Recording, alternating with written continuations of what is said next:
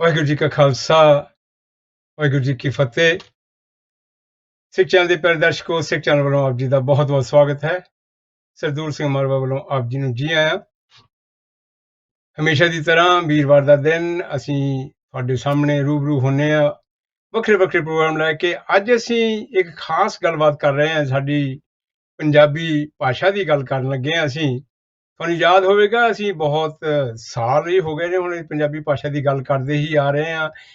ਪੰਜਾਬੀ ਨੂੰ BBC ਤੇ ਲਿਆਉਣ ਦੇ ਲਈ ਕੰਪਿਊਟਰੀਕਰਨ, ਜਿਸ ਦੇ ਵਿੱਚ ਆਪਣੀ ਯੂਨੀਕੋਡ ਵਰਤਣ ਦੀ ਗੱਲ, ਤੇ ਬਾਕੀ ਖਾਸ ਕਰਕੇ ਸਾਨੂੰ ਚਿੰਤਾ ਰਹਿੰਦੀ ਹੈ ਕਿ ਪੰਜਾਬ ਦੀ ਧਰਤੀ ਤੇ ਜਿੱਥੋਂ ਇਹ ਪੰਜਾਬੀ ਹੋਈ ਹੈ, ਜਿੱਥੋਂ ਅਸੀਂ ਇਹਦੇ ਤੋਂ ਸੇਧਾਂ ਲੈਂਦੇ ਹਾਂ, ਉੱਥੇ ਅਸੀਂ ਹੱਲੇ ਇਸ ਨੂੰ ਸਾਡੀ ਇਹ ਭਾਸ਼ਾ ਜਾਣੀ ਸੂਬੇ ਦੀ ਭਾਸ਼ਾ ਜਿਹੜੀ ਹੈ ਉਹਨੂੰ ਸਵੀਕਾਰ ਤਾਂ ਕੀਤਾ ਹੋਇਆ ਉਹਨੂੰ, ਪਰ ਪੂਰੇ ਤਰ੍ਹਾਂ ਦੇ ਉੱਤੇ ਪ੍ਰਚਲਿਤ ਨਹੀਂ ਕਿਹਾ ਗਿਆ, ਇੰਪਲੀਮੈਂਟ ਨਹੀਂ ਕੀਤਾ ਗਿਆ ਹੈ।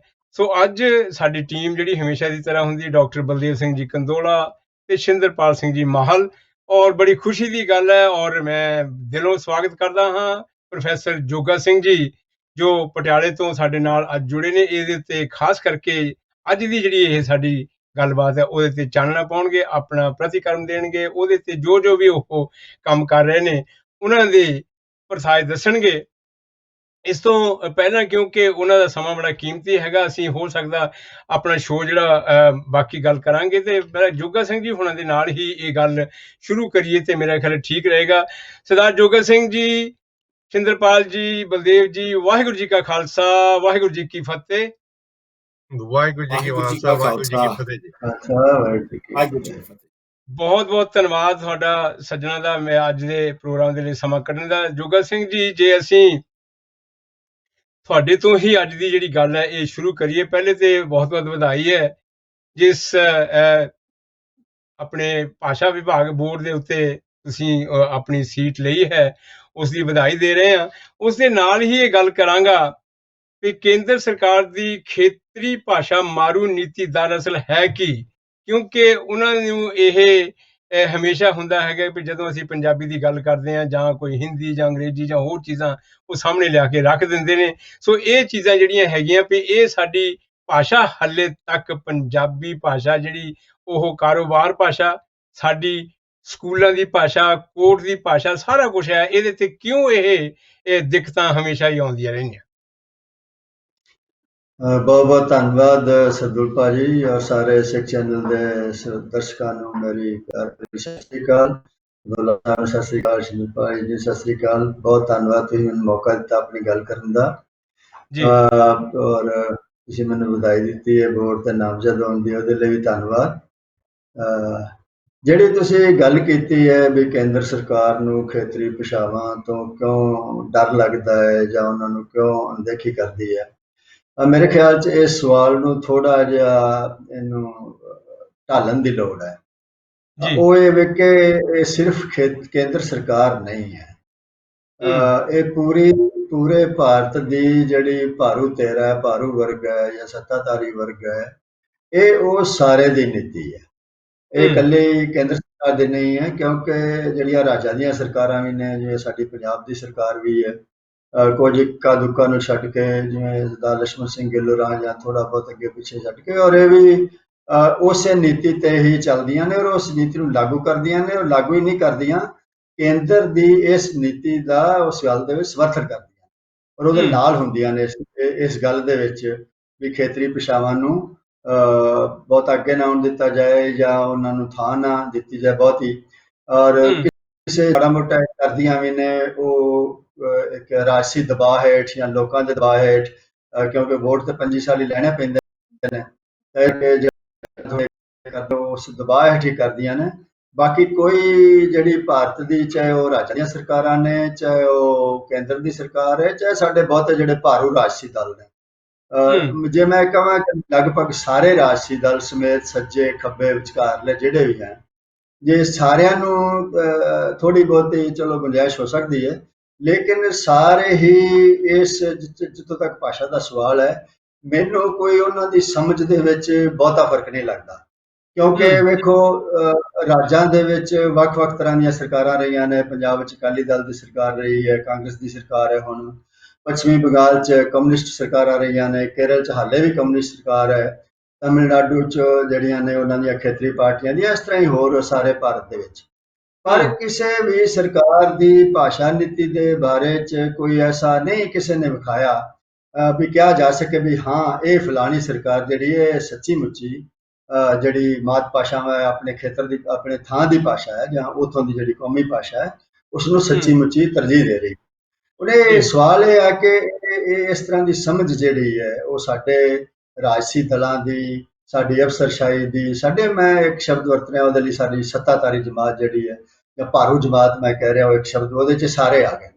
ਤਾਂ ਉਹਨਾਂ ਦੀ ਇਹ ਸਮਝ ਕਿਉਂ ਇਹੋ ਜਿਹੀ? ਸਵਾਲ ਇਹ ਆ ਕਿ ਕੀ ਉਹਨਾਂ ਦੀ ਸਮਝ ਇਹ ਆ ਕਿ ਉਹ ਸਮਝਦੇ ਨੇ ਕਿ ਖੇਤਰੀ ਭਾਸ਼ਾਵਾਂ ਨਾਲ ਅਸੀਂ ਅੱਗੇ ਨਹੀਂ ਜਾ ਸਕਦੇ ਜਾਂ ਇਹਦੇ ਨਾਲ ਭਾਰਤ ਦੀ ਕੋਈ ਏਕਤਾ ਨੂੰ ਉਹਦੇ 'ਚ ਕੋਈ ਖਲਲ ਪੈ ਸਕਦਾ ਹੈ, ਜਾਂ ਉਹ ਸਮਝਦੇ ਤੇ ਹੈ ਗੱਲ ਨੂੰ ਪਰ ਉਹਨਾਂ ਦੇ ਹਿੱਤ ਇਸ ਗੱਲ ਦੇ ਨਾਲ ਜੁੜੇ ਹੋਏ ਨੇ ਕਿ ਜਿਹੜੀ ਅੰਗਰੇਜ਼ੀ ਦੀ ਧੌਂਸ ਜਾਂ ਕਿਸੇ ਹੱਦ ਤੱਕ ਹਿੰਦੀ ਦੀ ਧੌਂਸ ਰਹੇ, ਔਰ ਇਹਨਾਂ ਭਾਸ਼ਾਵਾਂ ਦੀ ਧੌਂਸ ਦੇ ਰਾਹੀਂ, ਔਰ ਖਾਸ ਤੌਰ ਤੇ ਅੰਗਰੇਜ਼ੀ ਦੀ ਧੌਂਸ ਦੇ ਰਾਹੀਂ ਉਹ ਸਾਰੀ ਗਲਬਾ ਆਪਣਾ ਕਾਇਮ ਰੱਖਣ। ਜਿਹੜੇ ਸੱਤਾ ਦੀਆਂ ਥਾਵਾਂ ਨੇ, ਲਾਭ ਵਾਲੀਆਂ ਥਾਵਾਂ ਨੇ, ਉਚੇਰੀ ਸਿੱਖਿਆ ਆ, ਇਸ ਤਰ੍ਹਾਂ ਹਰ ਇੱਕ ਤਰ੍ਹਾਂ ਨਾਲ ਮੈਂ ਸਮਝਦਾ ਹਾਂ ਕਿ ਇਹ ਦੋਵੇਂ ਚੀਜ਼ਾਂ ਇਸ ਵਿੱਚ ਰਲੀਆਂ ਹੋਈਆਂ ਨੇ। ਸਮਝ ਦੀ ਵੀ ਘਾਟ ਹੈ, ਬਹੁਤ ਲੰਮੀ ਜਿਹੜੀ ਅਸੀਂ ਗੁਲਾਮ ਰਹੇ ਹਾਂ ਖਾਸ ਤੌਰ ਤੇ ਅੰਗਰੇਜ਼ਾਂ ਦੇ ਵੇਲੇ, ਤਾਂ ਸਾਡੀ ਸਾਰੀ ਉਚੇਰੀ ਸਿੱਖਿਆ ਅੰਗਰੇਜ਼ੀ 'ਚ ਸੀ ਔਰ ਅੰਗਰੇਜ਼ ਸਾਡੇ ਤੇ ਰਾਜ ਕਰਦੇ ਸੀ। ਜਿਹੜੀ ਪ੍ਰਸ਼ਾਸਨ ਦੀ ਭਾਸ਼ਾ ਹੈ ਉਹ ਵੀ ਬਾਅਦ ਦੇ ਵਿੱਚ ਆ ਕੇ ਫਿਰ ਅੰਗਰੇਜ਼ੀ ਬਣ ਗਈ, ਪਹਿਲਾਂ ਫਾਰਸੀ ਸੀ। ਤਾਂ ਜਿੰਨੇ ਵੀ ਅਫਸਰ ਬਣਦੇ ਸੀ ਅੰਗਰੇਜ਼ੀ ਰਾਹੀਂ ਬਣਦੇ ਸੀ, ਦਫ਼ਤਰਾਂ ਦਾ ਜਿਹੜਾ ਕੰਮਕਾਰ ਅੰਗਰੇਜ਼ੀ 'ਚ ਹੁੰਦਾ ਸੀ, ਉਚੇਰੀ ਪੜ੍ਹਾਈ ਅੰਗਰੇਜ਼ੀ 'ਚ ਹੁੰਦੀ ਸੀ, ਯਾਨੀ ਕਿ ਅੰਗਰੇਜ਼ੀ ਹੀ ਪੌੜੀ ਸੀ ਜਿਹਦੇ ਰਾਹੀਂ ਤੁਸੀਂ ਅੱਗੇ ਵੱਧ ਸਕਦੇ ਸੀ, ਬਣਾ ਦਿੱਤਾ ਗਿਆ ਉਸ ਪੌੜੀ ਨੂੰ।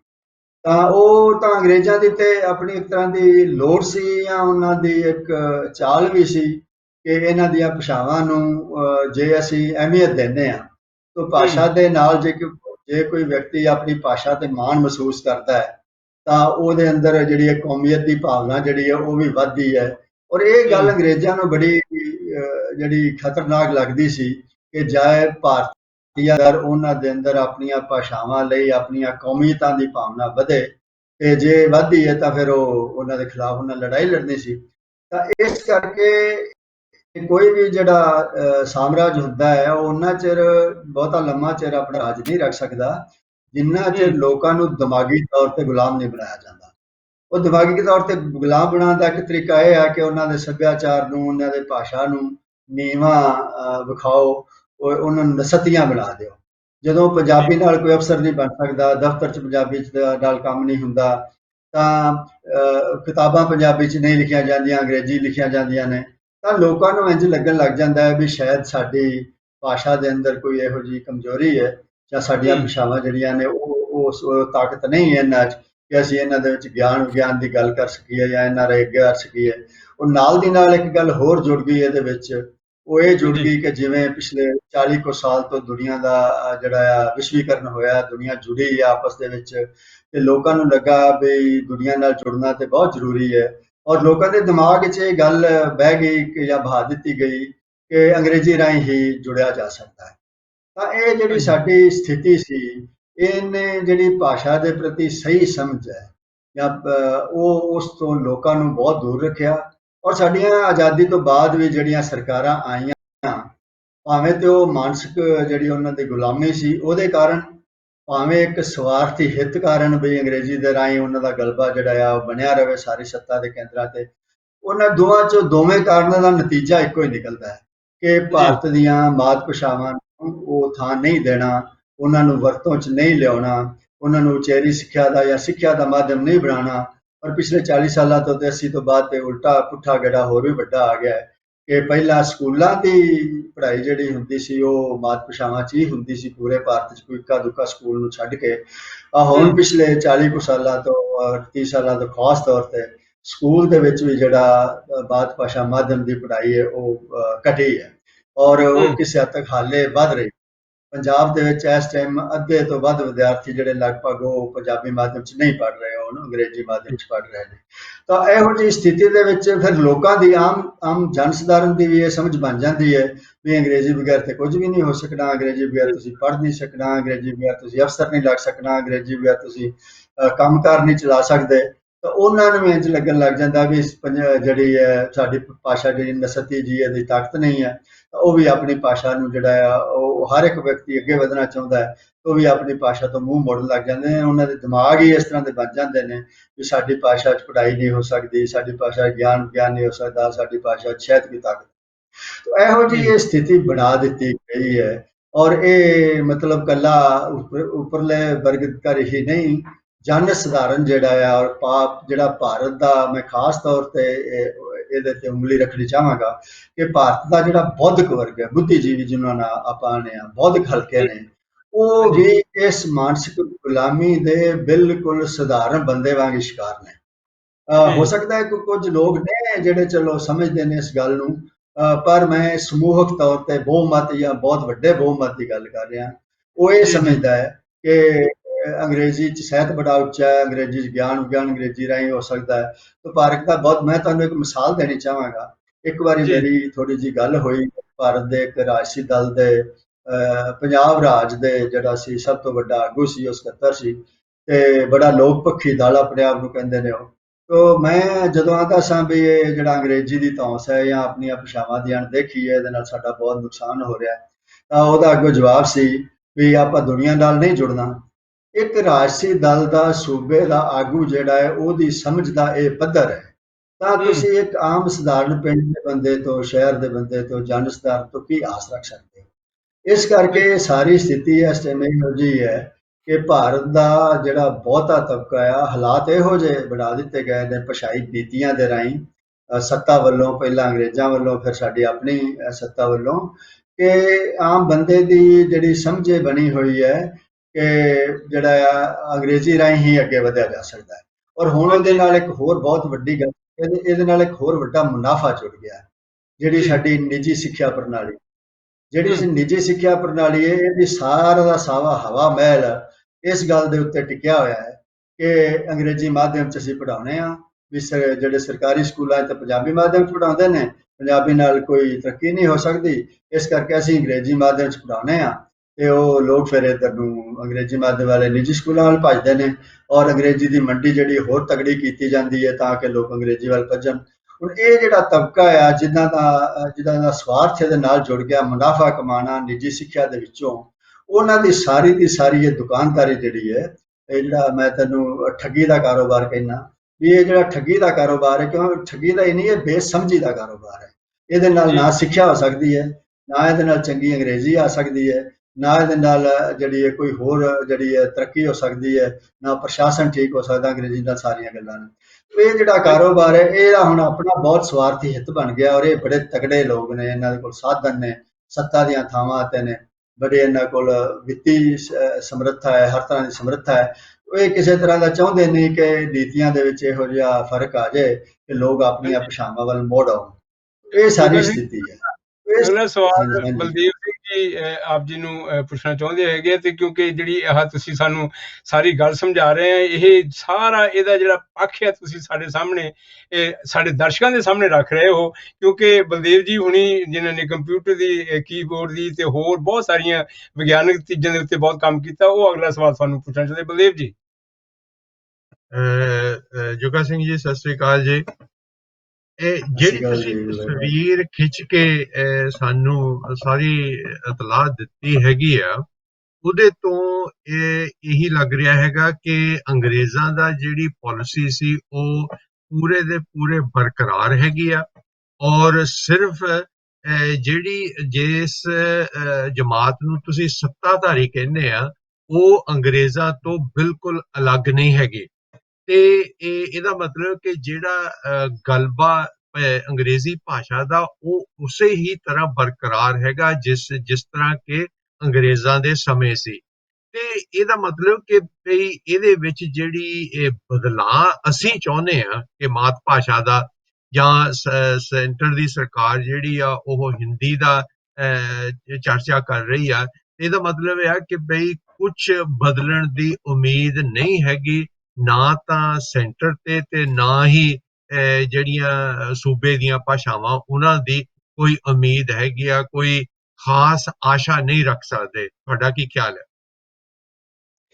ਤੁਸੀਂ ਦੋ ਗੱਲਾਂ ਕੀਤੀਆਂ ਨੇ। ਇੱਕ ਤੇ ਵੀ ਜਿਹੜੀ ਸਾਡੀਆਂ ਮੌਜੂਦਾ ਸਰਕਾਰਾਂ ਨੇ ਆਜ਼ਾਦੀ ਤੋਂ ਬਾਅਦ ਉਹਨਾਂ ਨੇ ਅੰਗਰੇਜ਼ਾਂ ਵਾਲੀ ਜਿਹੜੀ ਭਾਸ਼ਾ ਨੀਤੀ ਜਾਰੀ ਰੱਖੀ ਹੋਈ ਹੈ।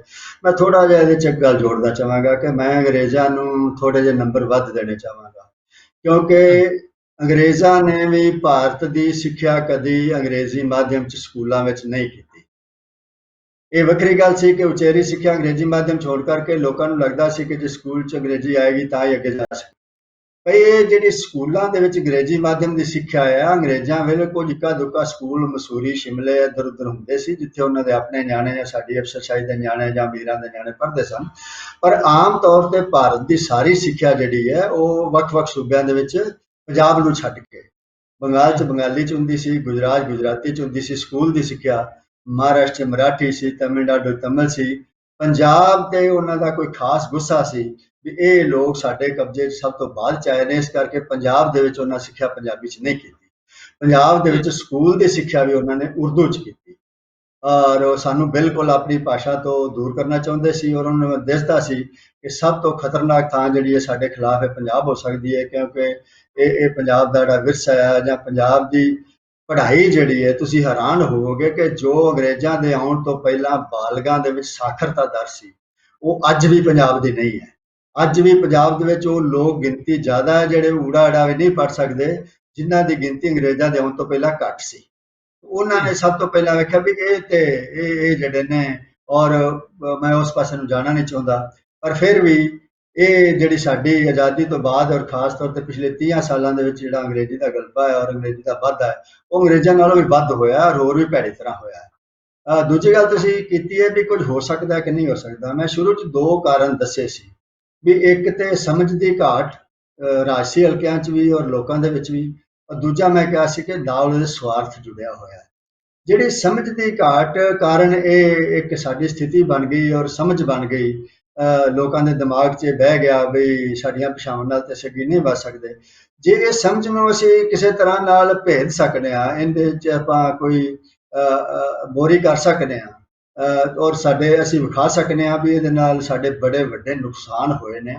ਜਿਹੜੇ ਲੋਕ ਫਾਇਦੇ ਸੋਚਦੇ ਨੇ ਭਾਸ਼ਾਵਾਂ ਨੂੰ ਛੱਡ ਕੇ ਉਲਟੇ ਨੁਕਸਾਨ, ਮਿਸਾਲ ਲਈ ਇਹ ਸਿੱਖਿਆ ਦਾ ਮਾਮਲਾ ਹੀ ਲੈ ਲਈਏ ਆਪਾਂ। ਅੱਜ ਦੇ ਜ਼ਮਾਨੇ ਵਿੱਚ ਖਾਸ ਤੌਰ ਤੇ ਪਿਛਲੇ 300-400 ਸਾਲ ਤੋਂ ਪਹਿਲਾਂ ਵੀ ਸਿੱਖਿਆ ਹੀ ਸੀ, ਆਪਣੇ ਢੰਗ ਦੀ ਸਿੱਖਿਆ ਸੀ, ਉਹ ਰਵਾਇਤੀ ਸਿੱਖਿਆ ਸੀ, ਪਰ ਸਿੱਖਿਆ ਵਾਲੇ ਦੇਸ਼ ਹੀ ਉਦੋਂ ਵੀ ਅੱਗੇ ਸਨ। ਕਾਰੀਗਰੀ ਉਹਨਾਂ ਦੇਸ਼ਾਂ ਦੀ ਅੱਗੇ ਸੀ ਜਿਨ੍ਹਾਂ ਦੇ ਘਰਾਂ ਦੇ ਵਿੱਚ ਕਾਰੀਗਰੀ ਦੀ ਸਿੱਖਿਆ ਹੁੰਦੀ ਸੀ, ਪਰ ਉਹ ਪਰਿਵਾਰਕ ਹੁੰਦੀ ਸੀ ਉਦੋਂ। ਤਾਂ ਦੁਨੀਆ ਦੇ ਵਿੱਚ ਗਿਆਨ ਸਿੱਖਿਆ ਨਾਲ ਹੀ ਔਰ ਅੱਜ ਦੇ ਜ਼ਮਾਨੇ 'ਚ ਤੇ ਕਿਉਂਕਿ ਤਕਨੀਕ ਜਿਹੜੀ ਐਡਾ ਵੱਡਾ ਆਧਾਰ ਬਣ ਗਿਆ ਕਿਸੇ ਵੀ ਦੇਸ਼ ਦੇ ਅੱਗੇ ਵਧਣ ਦਾ ਵਿਗਿਆਨ ਦਾ, ਤੇ ਜਿਸ ਦੇਸ਼ ਦੀ ਸਿੱਖਿਆ ਠੀਕ ਨਹੀਂ ਹੋ ਸਕਦੀ ਉਹ ਦੇਸ਼ ਅੱਗੇ ਵਧ ਹੀ ਨਹੀਂ ਸਕਦਾ ਔਰ ਉਹਨੂੰ ਕੋਈ ਬਚਾ ਨਹੀਂ ਸਕਦਾ।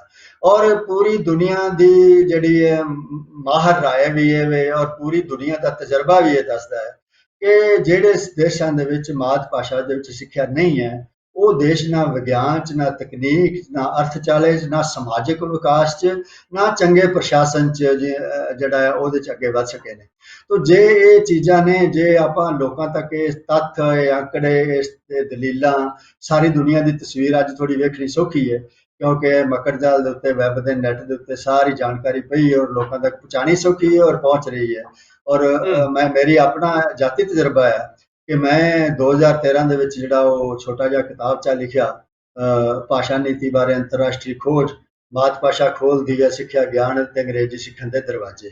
ਤੋ ਜੇ ਇਹ ਸਾਧਨ ਨਾ ਹੁੰਦੇ ਜਿਹੜੇ ਬਿਜਲਈ ਸਾਧਨ ਨੇ, ਤਾਂ ਜਿਹੜਾ ਕੰਮ ਮੈਂ 5-4 ਸਾਲ ਲਾ ਕੇ ਮੈਂ ਜਿਹੜੀ ਸਾਰੀ ਸਮੱਗਰੀ ਇਕੱਠੀ ਕੀਤੀ ਔਰ ਫਿਰ ਮੈਂ ਕਿਤਾਬ 'ਚ ਲਿਖਿਆ, ਤਾਂ ਸ਼ਾਇਦ ਉਹ ਮੈਂ 20 ਸਾਲ ਜਾਂ 30 ਸਾਲ 'ਚ ਵੀ ਨਹੀਂ ਸੀ ਕਰ ਸਕਦਾ ਔਰ ਸ਼ਾਇਦ ਕਦੇ ਹੋ ਹੀ ਨਹੀਂ ਸੀ ਸਕਦਾ। ਨਾ ਮੇਰੇ ਕੋਲ ਇੰਨੇ ਪੈਸੇ ਹੋਣੇ ਸੀ, ਨਾ ਮੇਰੇ ਕੋਲ ਇੰਨੀ ਸਮੱਗਰੀ ਹੋਣੀ ਸੀ। ਤੋ ਇਹ ਇੱਕ ਬਹੁਤ ਵੱਡੇ ਸਾਧਨ ਨੇ ਜਿਹਦੇ ਰਾਹੀਂ ਸਹੀ ਸਮਝ, ਸਹੀ ਤਸਵੀਰ ਜਿਹੜੀ ਹੈ ਦੁਨੀਆ ਦੀ ਤਸਵੀਰ ਜਿਹੜੀ ਹੈ, ਕਾਮਯਾਬ ਦੁਨੀਆ ਦੀ ਤਸਵੀਰ ਜਿਹੜੀ ਹੈ ਉਹ ਪਹੁੰਚਾਉਣੀ ਸੰਭਵ ਹੈ ਔਰ ਸੌਖੀ ਹੈ। ਔਰ ਇਸ ਕਰਕੇ ਇਹਦੇ ਤੋਂ ਆਸ ਵੀ ਵੱਜਦੀ ਹੈ ਔਰ ਮੇਰਾ ਪਿਛਲੇ 10 ਕੁ ਸਾਲ ਦਾ ਜਿਹੜਾ ਪੰਜਾਬ ਦਾ ਔਰ ਭਾਰਤ ਦਾ ਤਜਰਬਾ ਹੈ ਉਹਦੇ ਤੋਂ ਇਹ ਆਸ ਵੱਜਦੀ ਹੈ ਕਿ ਜੇ ਤੱਥ ਤੇ ਆંકੜੇ ਔਰ ਸਹੀ ਗੱਲਾਂ ਲੋਕਾਂ ਤੱਕ ਤੁਸੀਂ ਲੈ ਕੇ ਜਾਂਦੇ ਹੋ ਤਾਂ ਉਹ ਲੋਕ ਸਮਝ ਬਦਲਦੇ ਨੇ ਔਰ ਲੋਕ ਜਿਹੜੇ ਨੇ ਇਸ ਗੱਲ ਦੇ ਕਾਇਲ ਹੁੰਦੇ ਨੇ। ਔਰ ਮੈਂ ਤੁਹਾਨੂੰ ਖੁਸ਼ਖਬਰੀ ਦੇ ਸਕਦਾ ਹਾਂ ਕਿ ਪਹਿਲੀ ਵਾਰੀ ਹੋ ਰਿਹਾ ਹੈ ਕਿ ਪੂਰੇ ਭਾਰਤ ਦੇ ਵਿੱਚ ਲੋਕ ਨਿੱਜੀ ਸਕੂਲਾਂ ਚੋਂ ਜਿਹੜੇ ਨੇ ਅੰਗਰੇਜ਼ੀ ਮਾਧਿਅਮ ਸਕੂਲਾਂ ਚੋਂ ਨਿਆਣੇ ਕੱਢ ਕੇ ਜਿਹੜੇ ਸਰਕਾਰੀ ਪੰਜਾਬੀ ਮਾਧਿਅਮ ਮਾਤ ਭਾਸ਼ਾ ਮਾਧਿਅਮ ਸਕੂਲ ਨੇ ਉਹਨਾਂ ਵਿੱਚ ਪਾਉਣ ਦੀ ਇਹ ਬਹੁਤਾ ਵੱਡਾ ਰੁਝਾਨ ਤਾਂ ਨਹੀਂ, ਪਰ ਇਹ ਰੁਝਾਨ ਸ਼ੁਰੂ ਹੋ ਗਿਆ। ਪਹਿਲਾਂ ਉਲਟਾ ਸੀ, ਇੱਕ ਪਾਸੇ ਨੂੰ ਅੰਗਰੇਜ਼ੀ ਵੱਲ ਨੂੰ ਜਾਂਦੇ ਸੀ, ਪਰ ਹੁਣ ਪਿੱਛੇ ਜੀ ਮੈਂ ਖਬਰ ਪਰਸੋਂ ਜੀ ਮੈਂ ਆਪਣੇ ਫੇਸਬੁੱਕ ਤੇ ਵੀ ਸਾਂਝੀ ਕੀਤੀ ਸੀ ਕਿ 800 ਬੱਚੇ ਬਠਿੰਡੇ ਦੇ ਇੱਕ ਸਕੂਲ 'ਚ ਦਾਖਲ ਹੋਏ ਨੇ, ਔਰ ਉਹ 800 ਚੋਂ 500 ਬੱਚੇ ਉਹ ਨੇ ਜਿਹੜੇ ਪ੍ਰਾਈਵੇਟ ਸਕੂਲਾਂ ਦੇ ਛੱਡ ਕੇ ਤੇ ਸਰਕਾਰੀ ਸਕੂਲ ਦੇ ਵਿੱਚ ਆਏ ਨੇ। ਇਸੇ ਤਰ੍ਹਾਂ ਹੀ ਪੂਰੇ ਭਾਰਤ ਤੋਂ ਮੇਰੇ ਕੋਲ ਖਬਰਾਂ ਆਉਂਦੀਆਂ ਰਹਿੰਦੀਆਂ ਨੇ, ਔਰ ਪਿਛਲੇ 10 ਸਾਲਾਂ ਦੀ ਇਹ ਜਿਹੜੀ ਗੱਲ ਹੈ ਕਿ ਭਾਸ਼ਾ ਦੇ ਬਾਰੇ ਸਹੀ ਸਮਝ ਕੀ ਹੈ, ਸਹੀ ਭਾਸ਼ਾ ਨੀਤੀ ਕੀ ਹੈ, ਸਿੱਖਿਆ ਦੀ ਭਾਸ਼ਾ ਕਿਹੜੀ ਹੋਣੀ ਚਾਹੀਦੀ ਹੈ, ਕਾਰੋਬਾਰ ਦੀ ਭਾਸ਼ਾ ਕਿਹੜੀ ਹੋਣੀ ਚਾਹੀਦੀ ਹੈ, ਗਿਆਨ ਵਿਗਿਆਨ ਦੀ ਭਾਸ਼ਾ ਕਿਹੜੀ ਹੈ, ਸਾਡੀਆਂ ਭਾਸ਼ਾਵਾਂ 'ਚ ਕੀ ਤਾਕਤ ਹੈ, ਇਹ ਜਿਹੜੀ ਸਮਝ ਹੈ ਇਹ ਬਹੁਤ ਪਿਛਲੇ 10 ਕੁ ਸਾਲਾਂ ਦੇ ਵਿੱਚ ਭਾਰਤ ਦੇ ਵਿੱਚ ਫੈਲੀ ਹੈ। ਔਰ ਸਾਡਾ ਤੁਹਾਨੂੰ ਪਤਾ ਹੀ ਹੈ, ਮੈਂ ਸੰਗਠਨ ਵੀ ਇੱਕ ਹੁਣ ਜਿਹਦੇ ਨਾਲ 30-40 ਭਾਸ਼ਾਵਾਂ ਦੇ ਲੋਕ ਸਾਡੇ ਨਾਲ ਜੁੜੇ ਹੋਏ ਨੇ, ਮੈਂ ਹੀ ਉਹਦਾ ਬੋਡੀ ਪ੍ਰਧਾਨ ਹਾਂ ਤੇ ਮੌਜੂਦਾ ਪ੍ਰਧਾਨ ਵੀ ਹਾਂ। ਤਾਂ ਉਹਦੇ ਵਿੱਚ ਬਹੁਤ ਭਾਸ਼ਾਵਾਂ ਦੇ ਲੋਕ ਆਪਣੇ ਆਪਣੇ ਪੱਧਰ ਤੇ ਲੱਗੇ ਹੋਏ ਨੇ, ਔਰ ਬਹੁਤ ਵਧੀਆ ਵਧੀਆ ਖਬਰਾਂ। ਹੁਣ ਜਦੋਂ ਲੋਕਾਂ ਦਾ ਮਨ ਇਹ ਬਣਦਾ ਹੈ ਔਰ ਲੋਕਾਂ ਦੀ ਇਹ ਸਮਝ ਬਣਦੀ ਹੈ, ਤਾਂ ਫਿਰ ਉਸ ਗੱਲ ਦਾ ਜਿਹੜੇ ਸਰਕਾਰੀ ਹਲਕੇ ਨੇ ਉਹਦੇ ਵਿੱਚ ਵੀ ਮੈਨੂੰ ਇਹ ਕਹਿਣਾ ਚਾਹੀਦਾ ਹੈ ਕਿ ਸਰਕਾਰੀ ਅਫਸਰਸ਼ਾਹੀ, ਇਹ ਜਿਹੜੇ ਰਾਜਸੀ ਦਲ ਨੇ, ਇਹਨਾਂ ਦੇ ਹਲਕਿਆਂ ਦੇ ਵਿੱਚ ਵੀ ਬਹੁਤ ਲੋਕ ਐਸੇ ਨੇ ਜਿਹੜੇ ਬੇਈਮਾਨੀ ਕਰਕੇ ਨਹੀਂ ਅੰਗਰੇਜ਼ੀ ਦੇ ਨਾਲ ਜੁੜੇ ਹੋਏ, ਇਸ ਕਰਕੇ ਜੁੜੇ ਹੋਏ ਨੇ ਕਿ ਉਹਨਾਂ ਦੀ ਸਮਝ ਇਹ ਬਣ ਗਈ ਹੋਈ ਹੈ ਕਿ ਸ਼ਾਇਦ ਅੰਗਰੇਜ਼ੀ ਬਗੈਰ ਕੋਈ ਚਾਰਾ ਨਹੀਂ। ਪਰ ਜੇ ਉਹਨਾਂ ਦੀ ਇਹ ਜਿਹੜੀ ਸਮਝ ਹੈ, ਜਿਹੜੀ ਗਲਤ ਸਮਝ ਹੈ, ਜਿਹਦਾ ਕੋਈ ਆਧਾਰ ਨਹੀਂ, ਜੇ ਉਹ ਸਮਝ ਨੂੰ ਆਪਾਂ ਬਦਲਣ 'ਚ ਕਾਮਯਾਬ ਹੁੰਦੇ ਆ, ਉਹਨਾਂ ਕੋਲ ਜਾਂਦੇ ਆ, ਗੱਲ ਕਰਨੇ ਆ, ਤੱਥ ਅੰਕੜੇ ਦਲੀਲਾਂ ਲੈ ਕੇ ਜਾਂਦੇ ਆ, ਤਾਂ ਉਹਦੇ 'ਚ ਫਰਕ ਪੈਂਦਾ ਹੈ। ਔਰ ਮੈਂ ਕਹਿ ਸਕਦਾ ਹਾਂ ਕਿ ਪੂਰੇ ਭਾਰਤ ਦੇ ਵਿੱਚ ਰਾਜਸੀ ਹਲਕਿਆਂ ਦੇ ਵਿੱਚ ਵੀ ਥੋੜਾ ਜਿਹਾ ਫਰਕ ਜਿਹੜਾ ਪੈਣਾ ਸ਼ੁਰੂ ਹੋਇਆ, ਔਰ ਰਾਜਸੀ ਹਲਕਿਆਂ ਨੇ ਵੀ ਮੈਂ ਤੁਹਾਨੂੰ ਪੰਜਾਬ ਦੀ ਗੱਲ ਦੱਸ ਸਕਦਾ ਹਾਂ ਕਿ ਪੰਜਾਬ ਦੇ ਵਿੱਚ ਅੱਜ ਤੋਂ 5 ਕੁ ਸਾਲ ਪਹਿਲਾਂ ਲੇਖਕ ਸਭਾਵਾਂ ਨੂੰ ਛੱਡ ਕੇ ਕੋਈ ਪੰਜਾਬੀ ਭਾਸ਼ਾ ਦੀ ਗੱਲ ਨਹੀਂ ਸੀ ਕਰਦਾ। ਲੇਖਕ ਸਭਾਵਾਂ ਹੀ ਧਰਨੇ ਦਿੰਦੀਆਂ ਸੀ, ਗੋਸ਼ਟੀਆਂ ਕਰਦੀਆਂ ਸੀ, ਜਾਂ ਥੋੜਾ ਜਿਹੜਾ ਦਬਾਅ ਸਰਕਾਰ ਤੇ ਬਣਾਉਂਦੀਆਂ ਸੀ। ਲੇਕਿਨ ਪਿਛਲੇ 5-4 ਸਾਲਾਂ ਦੇ ਵਿੱਚ ਹੁਣ ਬਹੁਤ ਸਾਰੀਆਂ ਹੋਰ ਧਿਰਾਂ, ਜਿਵੇਂ ਵਿਦਿਆਰਥੀ ਸੰਗਠਨ ਨੇ, ਜਿਵੇਂ ਧਾਰਮਿਕ ਸੰਗਠਨ ਨੇ, ਹੋਰ ਰਾਜਸੀ ਸੰਗਠਨ ਨੇ, ਜਾਂ ਜਿਵੇਂ ਪੰਜਾਬੀ ਭਾਸ਼ਾ ਪ੍ਰਸਾਰ ਭਾਈਚਾਰਾ, ਤੁਹਾਨੂੰ ਪਤਾ ਹੀ ਹੈ ਅਮੀਤ ਸਾਹਿਬ ਹੋਰਾਂ ਦਾ, ਸੇਖੋ ਸਾਹਿਬ ਔਰ ਗੁਰਬਖਸ਼ ਗਰੇਵਾਲ ਹੋਰਾਂ ਦਾ ਜਿਹੜਾ ਚਿਹਰਾ ਹੈ, ਤਾਂ ਉਹ ਹੁਣ ਬਹੁਤੇ ਉਹ ਕਾਨੂੰਨ ਨਾਲ ਜੁੜੇ ਹੋਏ ਬੰਦੇ ਜਾਂ ਦੂਜੇ ਨੇ। ਤਾਂ ਬਹੁਤ ਸਾਰੀਆਂ ਹੋਰ ਧਿਰਾਂ ਭਾਸ਼ਾ ਦੇ ਖੇਤਰ ਦੇ ਵਿੱਚ ਹੁਣ ਆਪਣੇ ਆਪਣੇ ਢੰਗ ਦੇ ਨਾਲ ਆਪਣੇ ਆਪਣੇ ਪੱਖ ਤੋਂ ਸਰਗਰਮ ਹੋਈਆਂ ਨੇ।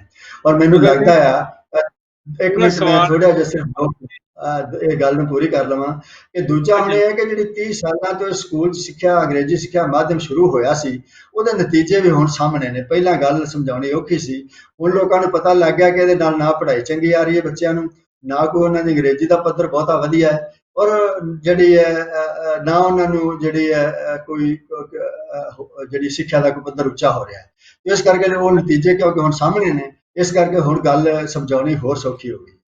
ਹਾਂਜੀ ਛਿੰਦਰਪਾਲ ਜੀ, ਅਗਲਾ ਸਵਾਲ ਤੁਹਾਨੂੰ ਪੁੱਛਣਾ ਚਾਹੁੰਦੇ ਨੇ। ਛਿੰਦਰਪਾਲ ਜੀ, ਆਪ ਜੀ ਦਾ ਸਵਾਲ ਜੋਗਾ ਸਿੰਘ ਜੀ ਹੁਣਾਂ ਨੂੰ। ਬਹੁਤ ਧੰਨਵਾਦ ਸਰਦੂਲ ਵੀਰ ਜੀ, ਤੁਹਾਡਾ ਪਹਿਲਾਂ ਸਭ ਤੋਂ ਧੰਨਵਾਦ ਕਿ ਤੁਸੀਂ ਇਹ ਜਿਹੜਾ ਮੁੱਖ ਅੱਜ ਦਾ ਵਿਸ਼ਾ ਚੁਣਿਆ ਹੈ। ਸਾਰੀ ਦੁਨੀਆ ਦੇ ਪੰਜਾਬੀਆਂ ਦਾ, ਪੰਜਾਬ ਤੋਂ ਬਾਹਰਲੇ ਪੰਜਾਬੀਆਂ ਦੀ, ਪਰਦੇਸੀਆਂ ਦੀ ਅਸੀਂ ਗੱਲ ਕਰਦੇ ਹਾਂ ਕਿ ਸਾਡੇ ਵਾਸਤੇ ਇੱਕ ਬਹੁਤ ਹੀ ਅਹਿਮ ਵਿਸ਼ਾ ਹੈ ਔਰ ਲੋੜੀਂਦਾ ਵਿਸ਼ਾ ਹੈ। ਔਰ ਉਸ ਤੋਂ ਬਾਅਦ ਅਸੀਂ ਜੋਗਾ ਸਿੰਘ ਜੀ ਦਾ ਬਹੁਤ ਧੰਨਵਾਦ ਕਰਦੇ ਹਾਂ। ਅਸੀਂ ਸ਼ਬਦਾਂ ਵਿੱਚ ਬਿਆਨ ਨਹੀਂ ਕਰ ਸਕਦੇ ਕਿ ਜਿੰਨੀ ਜਿਹੜੀ ਤਸਵੀਰ ਉਹਨਾਂ ਨੇ ਸਾਨੂੰ ਸਾਰੇ ਭਾਰਤ ਦੀ ਜਾਂ ਸਾਰੇ ਹਿੰਦੁਸਤਾਨ ਦਾ ਜਿਹੜਾ ਬੌਧਿਕ ਵਰਗ ਆ, ਉਹਦੀ ਜਿਹੜਾ ਭਾਰੂ ਵਰਗ ਆ, ਉਹਦੀ ਤਸਵੀਰ ਸਾਡੇ ਸਾਹਮਣੇ ਪੇਸ਼ ਕੀਤੀ ਆ। ਉਹਦੇ ਨਾਲ ਬਹੁਤ ਸਾਰੇ ਮੇਰੇ ਖਿਆਲ ਸਾਡੇ ਜਿਹੜੇ ਪਰਦੇ ਵੀ ਖੁੱਲੇ ਨੇ ਕਿ ਅਸੀਂ ਜਿਹੜੇ ਜੇ ਕਹਿ ਦਈਏ ਪ੍ਰਦੇਸ਼ਾਂ 'ਚ ਬੈਠੇ ਪੰਜਾਬੀ ਹਾਂ, ਅਸੀਂ ਜੇ ਕਹੀ ਜਾਈਏ ਕਿ ਸਿਰਫ ਤਾਂ ਸਿਰਫ ਜਿਹੜੀ ਸਾਡੀ ਲੜਾਈ ਹੈਗੀ ਆ ਉਹ ਪੰਜਾਬ ਸਰਕਾਰ ਦੇ ਨਾਲ ਹੈਗੀ ਆ, ਨਿੱਜੀ ਸਕੂਲਾਂ ਦੇ ਨਾਲ ਹੈਗੀ ਆ। ਪਰ ਜਦੋਂ ਅਸੀਂ ਜੋਗਾ ਸਿੰਘ ਜੀ ਦੀ ਗੱਲ ਦੇਖੀ ਆ, ਇਹ ਤੰਤਰ ਬੜਾ ਹੀ ਗਹਿਰਾ ਤੇ ਬੜਾ ਗੁੰਝਲਦਾਰ ਹੈ। ਔਰ ਮੈਨੂੰ ਇਹਦੇ ਵਿੱਚ ਕਹਿਣ ਵਿੱਚ ਕੋਈ ਦੋ ਰਾਵਾਂ ਨਹੀਂ ਹੈਗੀ ਹੈ ਕਿ ਜੇ ਅਸੀਂ ਕਹੀਏ ਕਿ ਪੰਜਾਬੀ ਭਾਸ਼ਾ ਦੇ ਇਨਕਲਾਬ ਦੇ ਵਿੱਚ ਜੋਗਾ ਸਿੰਘ ਸਾਡੇ ਜੇ ਕਹਿ ਦਈਏ ਇਹ ਪੰਜਾਬੀ ਦੇ ਕੇਜਰੀਵਾਲ ਨੇ, ਤਾਂ ਕੋਈ ਅਤਕਥਨੀ ਨਹੀਂ ਹੋਵੇਗੀ ਕਿ ਇਹਨਾਂ ਨੇ ਜੋ ਕੰਮ ਕੀਤਾ ਹੁਣ ਤੱਕ ਅਸੀਂ ਉਹਨਾਂ ਦਾ ਬਹੁਤ ਦਾਦ ਵੀ ਨਹੀਂ, ਅਸੀਂ ਸਾਡੇ ਕੋਲ ਸ਼ਬਦ ਨਹੀਂ ਅਸੀਂ ਦਾਦ ਦੇ ਸਕੀਏ। ਤੇ ਮੈਂ ਜੋਗਾ ਸਿੰਘ ਨੂੰ ਇਹ ਬੇਨਤੀ ਕਰਨੀ ਚਾਹਾਂਗਾ ਕਿ ਪੰਜਾਬ ਦੇ ਪੱਧਰ ਦੀ ਅਸੀਂ ਗੱਲ ਕਰੀਏ ਕਿ ਪੰਜਾਬ ਦੇ ਵਿੱਚ ਇਹਨਾਂ ਨੇ ਗੱਲ ਕੀਤੀ ਹੈ ਕਿ ਬਹੁਤ ਸਾਰੀਆਂ ਸੰਸਥਾਵਾਂ ਨੇ, ਲਿਖਾਰੀ ਸਭਾਵਾਂ ਨੇ, ਉਹ ਆਪਣੇ ਆਪਣੇ ਤੌਰ ਦੇ ਉੱਤੇ ਆਪਣਾ ਜ਼ੋਰ ਲਾ ਰਹੀਆਂ ਨੇ, ਜਿਵੇਂ ਕਿ ਸਿੱਖ ਚੈਨਲ ਪ੍ਰਦੇਸ਼ਾਂ 'ਚ ਬੈਠ ਕੇ ਪੰਜਾਬੀ ਵਾਸਤੇ ਜਿਹੜਾ ਆਪਣਾ ਯੋਗਦਾਨ ਪਾ ਰਿਹਾ ਹੈਗਾ। ਇਸੇ ਤਰ੍ਹਾਂ ਪੰਜਾਬ ਦੇ ਵਿੱਚ ਪੰਜਾਬੀ ਯੂਨੀਵਰਸਿਟੀ ਦੀ ਗੱਲ ਕਰਦੇ ਹਾਂ। ਪੰਜਾਬੀ ਯੂਨੀਵਰਸਿਟੀ ਜਿਹੜੀ ਕਿ ਪੰਜਾਬੀ ਭਾਸ਼ਾ ਦੀ ਪ੍ਰਫੁੱਲਤਾ ਵਾਸਤੇ ਮੇਰੇ ਖਿਆਲ 1960 ਦੇ ਵਿੱਚ ਜਿਹੜੀ ਹੋਂਦ ਵਿੱਚ ਆਈ ਸੀ, ਤੇ ਉਸ ਤੋਂ ਪਹਿਲਾਂ ਮੇਰੇ ਖਿਆਲ ਸ਼ਾਇਦ ਜਿਹੜਾ ਪੰਜਾਬ ਸਰਕਾਰ ਦੇ ਵੱਲੋਂ, ਇਹ ਨਹੀਂ ਪਤਾ ਕਿਹੜੀ ਸਰਕਾਰ ਦੇ ਵੱਲੋਂ, ਕਿ ਇੱਕ ਭਾਸ਼ਾ ਵਿਭਾਗ ਪੰਜਾਬ ਦਾ ਥਾਪਿਆ ਗਿਆ ਸੀ, ਜਿਹਦੀ ਹੁਣ ਅਸੀਂ ਗੱਲ ਕਰਦੇ ਹਾਂ ਕਿ ਉਹਨਾਂ ਨੇ ਨਵਾਂ ਸਲਾਹਕਾਰ ਬੋਰਡ ਬਣਾਇਆ ਹੈ, ਜਿਹਦੇ ਵਿੱਚ ਜੋਗਾ ਸਿੰਘ ਜੀ ਦੀ ਵੀ ਨਾਮਜ਼ਦਗੀ ਹੋਈ ਆ, ਜਿਹਦੀ ਤੁਸੀਂ ਵਧਾਈ ਪਹਿਲਾਂ ਦੇ ਹੀ ਚੁੱਕੇ ਹੈਗੇ ਆ। ਤੇ ਅਸੀਂ ਗੱਲ ਕਰਾਂਗੇ ਬਾਕੀਆਂ ਸੰਸਥਾਵਾਂ ਨੂੰ ਛੱਡ ਕੇ ਇਸ ਸੰਸਥਾ ਦੀ, ਕਿ ਜਿਹੜੀ ਭਾਸ਼ਾ ਵਿਭਾਗ ਪੰਜਾਬ ਹੈਗਾ ਆ, ਇਹਦਾ ਹੁਣ ਤੱਕ ਪੰਜਾਬੀ ਨੂੰ ਪ੍ਰਫੁੱਲਤ ਕਰਨ ਵਾਸਤੇ ਜਾਂ ਪੰਜਾਬੀ ਦੇ ਵਿਕਾਸ ਵਾਸਤੇ ਕਿਹੋ ਜਿਹਾ ਯੋਗਦਾਨ ਰਿਹਾ ਹੈ, ਤੇ ਆਉਣ ਵਾਲੇ ਸਮੇਂ ਦੇ ਵਿੱਚ ਇਸ ਨੂੰ ਕਿਹੜੀਆਂ ਮੁਸ਼ਕਿਲਾਂ ਦਾ ਸਾਹਮਣਾ ਕਰਨਾ ਪੈ ਸਕਦਾ ਹੈ ਜਾਂ ਪੈ ਰਿਹਾ ਹੈ, ਇਹ ਜੋਗਾ ਸਿੰਘ ਤੋਂ ਅਸੀਂ ਜਾਣਨ ਦਾ ਯਤਨ ਕਰਾਂਗੇ। ਜੋਗਾ ਸਿੰਘ ਜੀ। ਜੀ ਬਹੁਤ ਬਹੁਤ ਧੰਨਵਾਦ ਜੀ ਆਪਣੇ ਸ਼ਰੀਫ ਬਾਬਾ ਜੀ। ਪੰਜਾਬੀ ਭਾਸ਼ਾ ਵਿਭਾਗ ਦੀ, ਭਾਸ਼ਾ ਵਿਭਾਗ ਪੰਜਾਬ ਦੀ ਤਾਂ ਗੱਲ ਕਰੀਏ, ਪਹਿਲਾਂ 1948 ਦੇ ਵਿੱਚ ਜਿਹੜੀ ਪਟਿਆਲਾ ਰਿਆਸਤ ਸੀ, ਉਹਦਾ ਇੱਕ ਪੰਜਾਬੀ ਸੈਕਸ਼ਨ ਬਣਾਇਆ ਉਹਨਾਂ 1948 ਦੇ ਵਿੱਚ ਹੁੰਦਾ ਸੀ ਪੰਜਾਬੀ 'ਚ ਕੰਮ ਕਰਨ ਵਾਸਤੇ। ਉਸ ਤੋਂ ਬਾਅਦ 1949 ਦੇ ਵਿੱਚ ਇਹਦਾ ਨਾਂ ਪੰਜਾਬੀ ਮਹਿਕਮਾ ਬਣ ਗਿਆ, ਔਰ ਫਿਰ 1956 ਦੇ ਵਿੱਚ ਇਹ ਭਾਸ਼ਾ ਵਿਭਾਗ ਪੰਜਾਬ ਬਣ ਗਿਆ। ਔਰ ਇਹਦੇ ਦੋ ਕੰਮ ਸਨ। ਇੱਕ ਤਾਂ ਪੰਜਾਬੀ ਭਾਸ਼ਾ ਦੀ ਪ੍ਰਫੁੱਲਤਾ ਦੇ ਵਾਸਤੇ ਭਾਸ਼ਾਈ ਸਮੱਗਰੀ, ਪਾਠ ਸਮੱਗਰੀ, ਹੋਰ ਜਿਹੜਾ ਕਿਤਾਬਾਂ ਛਾਪਣੀਆਂ, ਤਿਆਰ ਕਰਨੀਆਂ, ਔਰ ਦੂਜਾ ਪੰਜਾਬ ਦੀ ਜਿਹੜੀ ਭਾਸ਼ਾ ਦੀ ਵਰਤੋਂ ਹੈ ਸਰਕਾਰੀ ਅਦਾਰਿਆਂ ਦੇ ਵਿੱਚ, ਸਰਕਾਰੀ ਥਾਵਾਂ 'ਚ ਖਾਸ ਤੌਰ ਤੇ ਉਹਦੀ ਨਿਗਰਾਨੀ ਕਰਨਾ ਕਿ ਭਾਸ਼ਾ ਦੀ ਵਰਤੋਂ ਪੰਜਾਬੀ ਦੀ ਕਿੰਨੀ ਹੋ ਰਹੀ ਹੈ ਜਾਂ ਕਿੰਨੀ, ਉਹਨੂੰ ਵਾਧਾ ਕਰਨਾ। ਇਹਨਾਂ ਦੇ ਹਰ ਇੱਕ ਜ਼ਿਲ੍ਹੇ 'ਚ ਇੱਕ ਭਾਸ਼ਾ ਅਫਸਰ ਅੱਜ ਵੀ ਕਾਗਜ਼ਾਂ ਦੇ ਵਿੱਚ ਹੈ, ਕਿਤੇ ਸੱਚੀ ਮੁੱਚੀ ਵੀ ਹੈ ਨੇ। ਤਾਂ ਸ਼ੁਰੂ ਦੇ ਵਿੱਚ ਭਾਸ਼ਾ ਵਿਭਾਗ ਨੇ ਜਿੱਥੋਂ ਤੱਕ ਸਮੱਗਰੀ ਤਿਆਰ ਕਰਨ ਦਾ ਕੰਮ ਹੈ, ਬਹੁਤ ਕੰਮ ਕੀਤਾ, ਬੜੇ ਵੱਡੇ ਕੰਮ ਹੋਏ।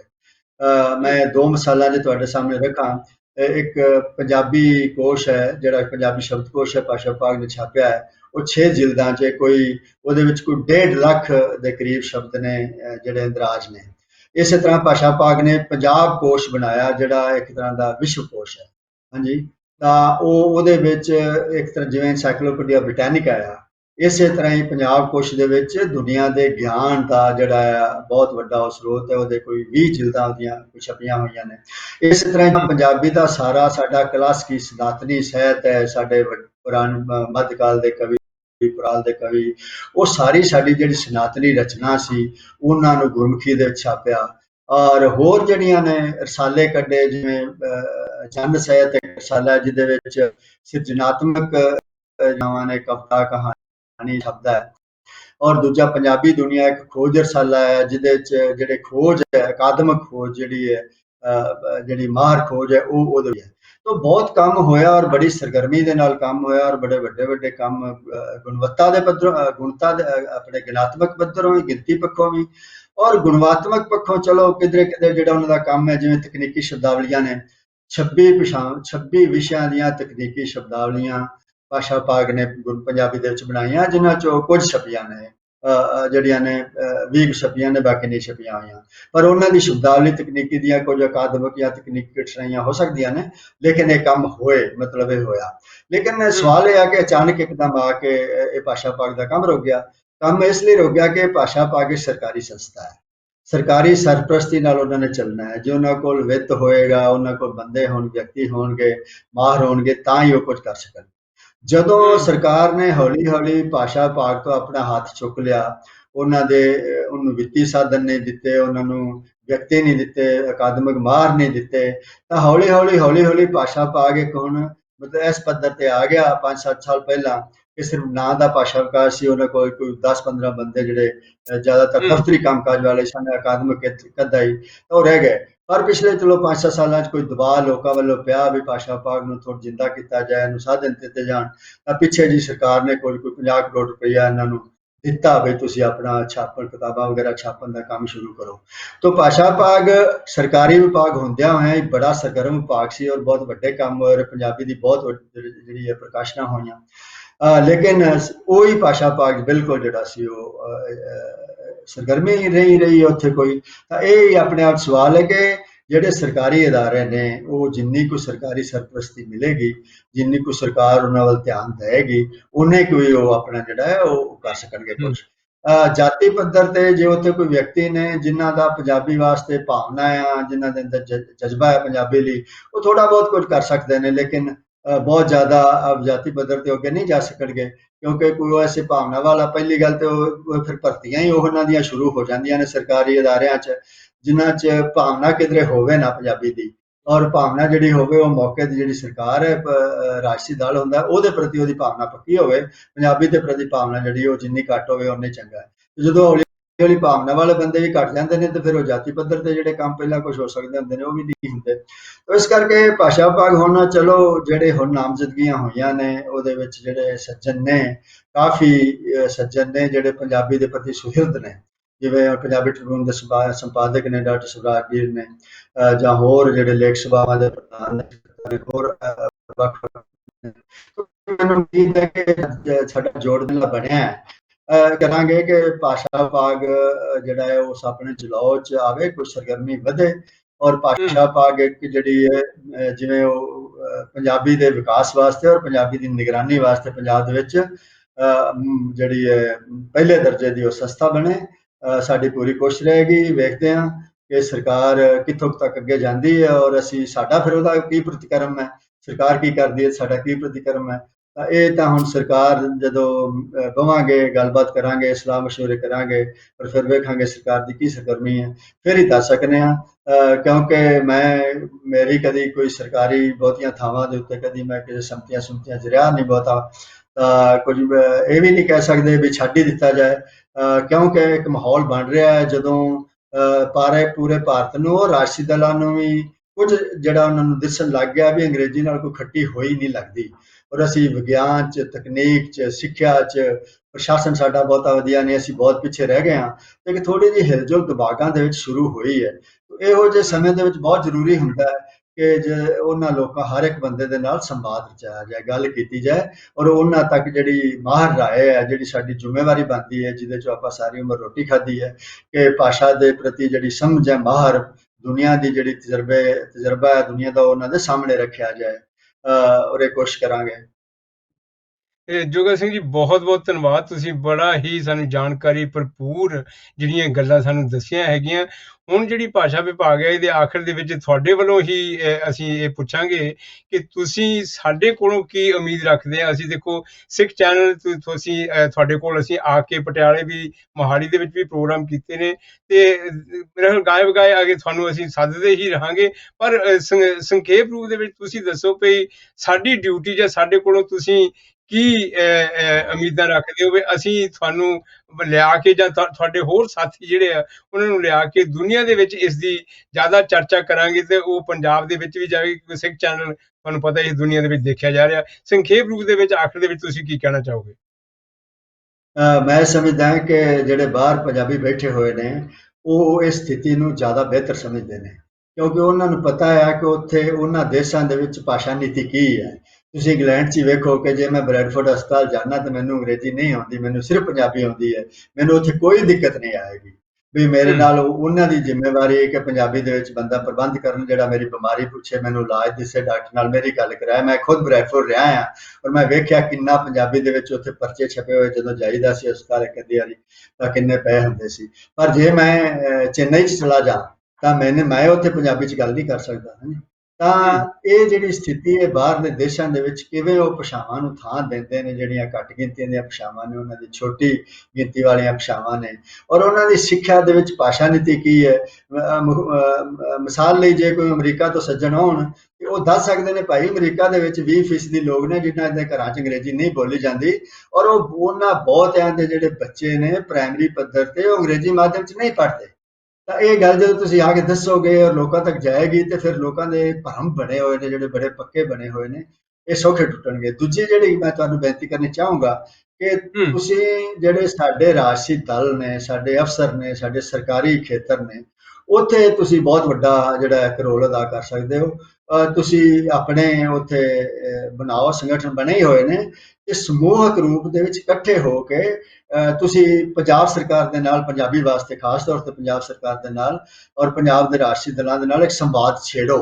ਔਰ ਮੈਂ ਇਹ ਕਹੂੰਗਾ ਕਿ ਉਹਨਾਂ ਨੂੰ ਪੁੱਛੋ ਭਾਈ ਸਾਡੀ ਸਮਝੇ ਵੇ ਕਿ ਪੰਜਾਬੀ ਬਗੈਰ ਪੰਜਾਬ ਅੱਗੇ ਨਹੀਂ ਵੱਧ ਸਕਦਾ, ਔਰ ਸਾਰੀ ਦੁਨੀਆ ਦੀ ਸਮਝੇ ਕਹਿੰਦੀ ਹੈ, ਪਰ ਤੁਸੀਂ ਸਾਨੂੰ ਦੱਸੋ ਵੀ ਤੁਸੀਂ ਕਿਉਂ ਇਹ ਸੋਚਦੇ ਹੋ ਕਿ ਅੰਗਰੇਜ਼ੀ ਨਾਲ ਪੰਜਾਬੀ ਤੋਂ ਜ਼ਿਆਦਾ ਅੱਗੇ ਵੱਧ ਸਕਦਾ। ਸਾਨੂੰ ਕੋਈ ਸਬੂਤ ਦਿਓ, ਤੇ ਸਬੂਤ ਤੇ ਕੋਈ ਹੈ ਨਹੀਂ। ਮੈਂ ਹੁਣ ਪੂਰੇ ਭਾਰਤ 'ਚ ਲਗਾ ਫਿਰਨਾ ਵਾਂ, ਕਦੇ ਵੀ ਪੂਰੇ ਭਾਰਤੀ ਅਖਬਾਰਾਂ ਦੇ ਵਿੱਚ, ਸੰਚਾਰ ਮਾਧਿਅਮਾਂ ਦੇ ਵਿੱਚ ਕਦੇ ਕੋਈ ਅੰਗਰੇਜ਼ੀ ਦੇ ਹੱਕ ਵਿੱਚ ਨਾ ਲਿਖਦਾ ਹੈ, ਔਰ ਕਦੇ ਚੈਨਲ ਚੂਨਲ ਤੇ ਮਾੜਾ ਮੋਟਾ ਬੋਲ ਲਵੇ ਤੇ ਬੋਲ ਲਵੇ, ਨਾ ਕੋਈ ਅੰਗਰੇਜ਼ੀ ਦੇ ਹੱਕ 'ਚ ਬੋਲਦਾ ਹੈ। ਇਹਦਾ ਮਤਲਬ ਕੀ ਹੈ? ਲੇਕਿਨ ਅੰਗਰੇਜ਼ੀ ਸਾਰੇ ਜਿਹੜੀ ਹੈ ਉਹ ਧੌਂਸ ਅੰਗਰੇਜ਼ੀ ਦੀ ਚਾਰ ਸਵੇਰੇ ਕਿਉਂ ਨਹੀਂ ਬੋਲਦੇ, ਕਿਉਂ ਨਹੀਂ ਲਿਖਦੇ? ਉਹਨਾਂ ਨੂੰ ਪਤਾ ਹੈ ਵੀ ਇਹ ਬਹਿਸ ਜਿਹੜੀ ਜੇ ਛਿੜੇਗੀ ਨਾ ਜਨਤਕ ਤੌਰ ਤੇ, ਇਹ ਸਾਨੂੰ ਮਹਿੰਗੀ ਪਊਗੀ, ਕਿਉਂਕਿ ਉਹਨਾਂ ਦੇ ਕੋਲ ਤੱਥ ਤੇ ਹੈ ਨਹੀਂ। ਇਸ ਕਰਕੇ ਉਹਨਾਂ ਨੂੰ ਬਹਿਸ ਦੇ ਵਿੱਚ ਉਹ ਬਹਿਸ ਨੂੰ ਅੱਗੇ ਆਉਣ ਹੀ ਨਹੀਂ ਦੇਣਾ, ਛੇੜਨੇ।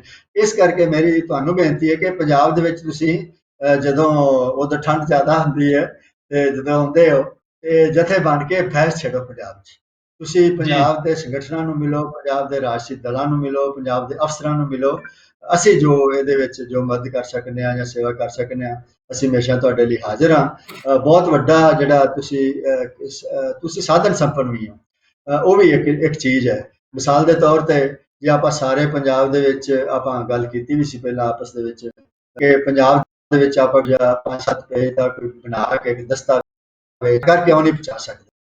12 ਪਿੰਡ ਹੈ ਪੰਜਾਬ ਦਾ, 12,000 ਪਿੰਡ ਦੇ ਵਿੱਚ ਕੀ ਹੈ? ਮਤਲਬ ਆਪਾਂ ਇੱਕ ਪਿੰਡ ਦੇ ਵਿੱਚ ਜੇ ਮਤਲਬ 100 ਵੀ ਪਹੁੰਚਾਈਏ ਤੇ ਹਿਸਾਬ ਲਾ ਲਓ ਵੀ 12 ਲੱਖ ਬਣਨੀ ਹੈ ਕਾਪੀ, ਹੈ ਨਾ ਜੀ।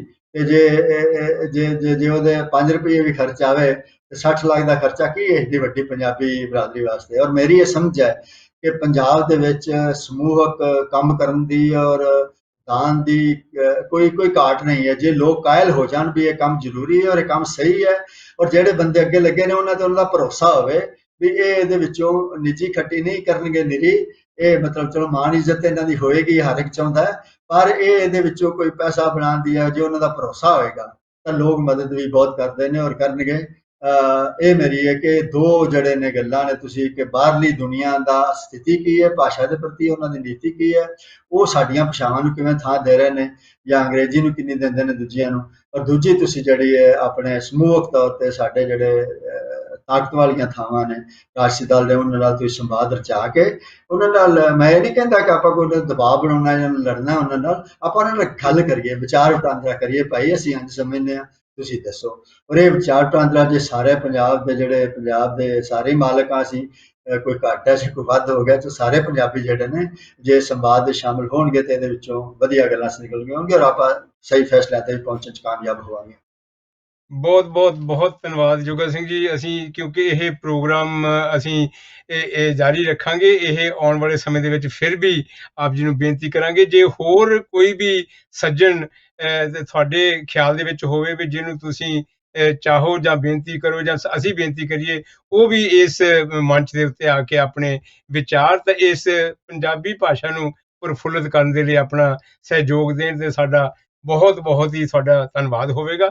ਸੋ ਬਹੁਤ ਧੰਨਵਾਦ। ਆਪਣੇ ਜੇ ਅੱਗੇ ਗੱਲ ਵਧੀਏ, ਆਪਣੇ ਬਲਦੇਵ ਜੀ, ਜਦੋਂ ਅਸੀਂ ਜਿਹੜੀਆਂ ਗੱਲਾਂ ਜੋਗਾ ਸਿੰਘ ਜੀ ਉਹਨਾਂ ਨੇ ਸਾਨੂੰ ਦੱਸੀਆਂ ਹੈਗੀਆਂ, ਹੁਣ ਅੱਜ ਦੇ ਜ਼ਮਾਨੇ ਦੇ ਵਿੱਚ ਜਦੋਂ ਅਸੀਂ ਇਹ ਗੱਲ ਕਰਦੇ ਹੈਗੇ ਆ, ਤੇ ਪਰ ਕਿੰਨੇ ਕੁ ਸਾਡੇ ਲੋਕ ਜਾਗਰੂਕ ਨੇ ਇਹ ਜਿਹੜੀਆਂ ਗੱਲਾਂ ਅਸੀਂ ਕਰਦੇ ਹੈਗੇ ਆ? ਕਿਉਂਕਿ ਜੇ ਉਹ ਤੇ ਭਾਸ਼ਾ ਵਿਭਾਗ ਵੱਲੋਂ ਗੱਲ ਹੋ ਗਈ, ਪੰਜਾਬੀ ਯੂਨੀਵਰਸਿਟੀ ਵੱਲੋਂ ਹੋ ਗਈ, ਜਿੱਥੇ ਹੁਣ ਬਹੁਤ ਹੀ ਵੈਸੇ ਅੱਜ ਡਿਟੇਲ ਦੇ ਵਿੱਚ ਜੋਗਾ ਸਿੰਘ ਜੀ ਉਹਨਾਂ ਨੇ ਸਾਨੂੰ ਗੱਲਾਂ ਸਾਰੀਆਂ ਦੱਸੀਆਂ ਹੈਗੀਆਂ, ਤੇ ਲੋਕ ਕਿੰਨੇ ਜਾਗਰੂਕ ਹੈ। ਤੇ ਜਦ ਤੱਕ ਅਸੀਂ ਇਹ ਕੰਪਿਊਟਰੀਕਰਨ ਜਾਂ ਮਾਡਰਨ ਜਿਹੜੀ ਟੈਕਨੋਲੋਜੀ ਉਸ ਨੂੰ ਨਹੀਂ ਵਰਤਦੇ, ਕਿਉਂਕਿ ਜੇ ਹੁਣ ਉਸੇ ਹੀ ਪੁਰਾਣੇ ਹਿਸਾਬ ਦੇ ਨਾਲ ਚੱਲਾਂਗੇ ਤਾਂ ਸਾਡੀ ਜਿਹੜੀ ਇਹ ਭਾਸ਼ਾ ਪ੍ਰਫੁੱਲਤ ਨਹੀਂ ਹੋਵੇਗੀ।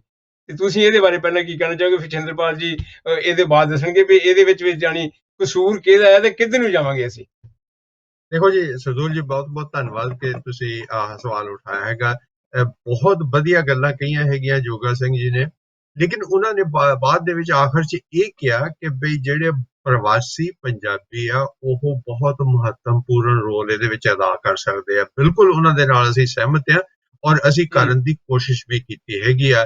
ਲੇਕਿਨ ਸਭ ਤੋਂ ਵੱਡੀ ਸਮੱਸਿਆ ਜਿਹੜੀ ਆਉਂਦੀ ਆ ਪ੍ਰਵਾਸੀ ਪੰਜਾਬੀਆਂ ਨੂੰ, ਉਹ ਇੱਕ ਕਿਸਮ ਦਾ ਜਿਹੜਾ ਚੈਨਲਾਈਜ਼ ਕਰਨੇ ਹੁੰਦੇ ਨਾ, ਉਹਨਾਂ ਦੇ ਜਿਹੜੇ ਵਿਊਜ਼ ਹੈਗੇ ਬਾਹਰਲੇ ਪੰਜਾਬੀਆਂ, ਤੁਸੀਂ ਕੈਨੇਡਾ ਵਾਲੇ ਲੈ ਲਓ, ਇੱਥੇ UK ਵਾਲੇ ਲੈ ਲਓ, ਉਹ ਬਹੁਤ ਕੁਝ ਕਰਨਾ ਚਾਹੁੰਦੇ ਆ। ਔਰ ਜਿਸ ਤਰ੍ਹਾਂ ਜੋਗਾ ਸਿੰਘ ਜੀ ਨੇ ਕਿਹਾ ਕਿ ਉਹ ਇਸ ਸਮੱਸਿਆ ਨੂੰ ਸਮਝਦੇ ਵੀ ਆ, ਲੇਕਿਨ ਜਦੋਂ ਅਸੀਂ ਬਾਹਰਲੇ ਪੰਜਾਬੀ ਉਸ ਪੰਜਾਬ ਦੇ ਵਿੱਚ ਜਾ ਕੇ ਕੁਝ ਕਰਨ ਦੀ ਕੋਸ਼ਿਸ਼ ਕਰਦੇ ਆ ਤੇ ਸਾਨੂੰ ਕੋਈ ਚੈਨਲ ਨਹੀਂ ਦਿਸ ਰਿਹਾ, ਕੋਈ ਰਾਸਤਾ ਨਹੀਂ ਦਿਸ ਰਿਹਾ, ਕੋਈ ਜਥੇਬੰਦੀ ਇਹੋ ਜਿਹੀ ਨਹੀਂ ਹੈਗੀ ਜਿਹਦੇ ਥਰੂ ਕਿ ਅਸੀਂ ਕੰਮ ਕਰ ਸਕੀਏ। ਅਸੀਂ ਵੀ ਉਹ ਜਥੇਬੰਦੀ ਬਣਾਉਣ ਦੀ ਕੋਸ਼ਿਸ਼ ਕੀਤੀ ਸੀ, ਲੇਕਿਨ ਹੁਣ ਤੱਕ ਸਾਨੂੰ ਤੁਹਾਨੂੰ ਵੀ ਪਤਾ, ਚੰਦਰ ਜੀ ਨੂੰ ਵੀ ਪਤਾ ਕਿ ਅਸਫਲਤਾ ਹੀ ਮਿਲੀ ਹੈਗੀ ਆ।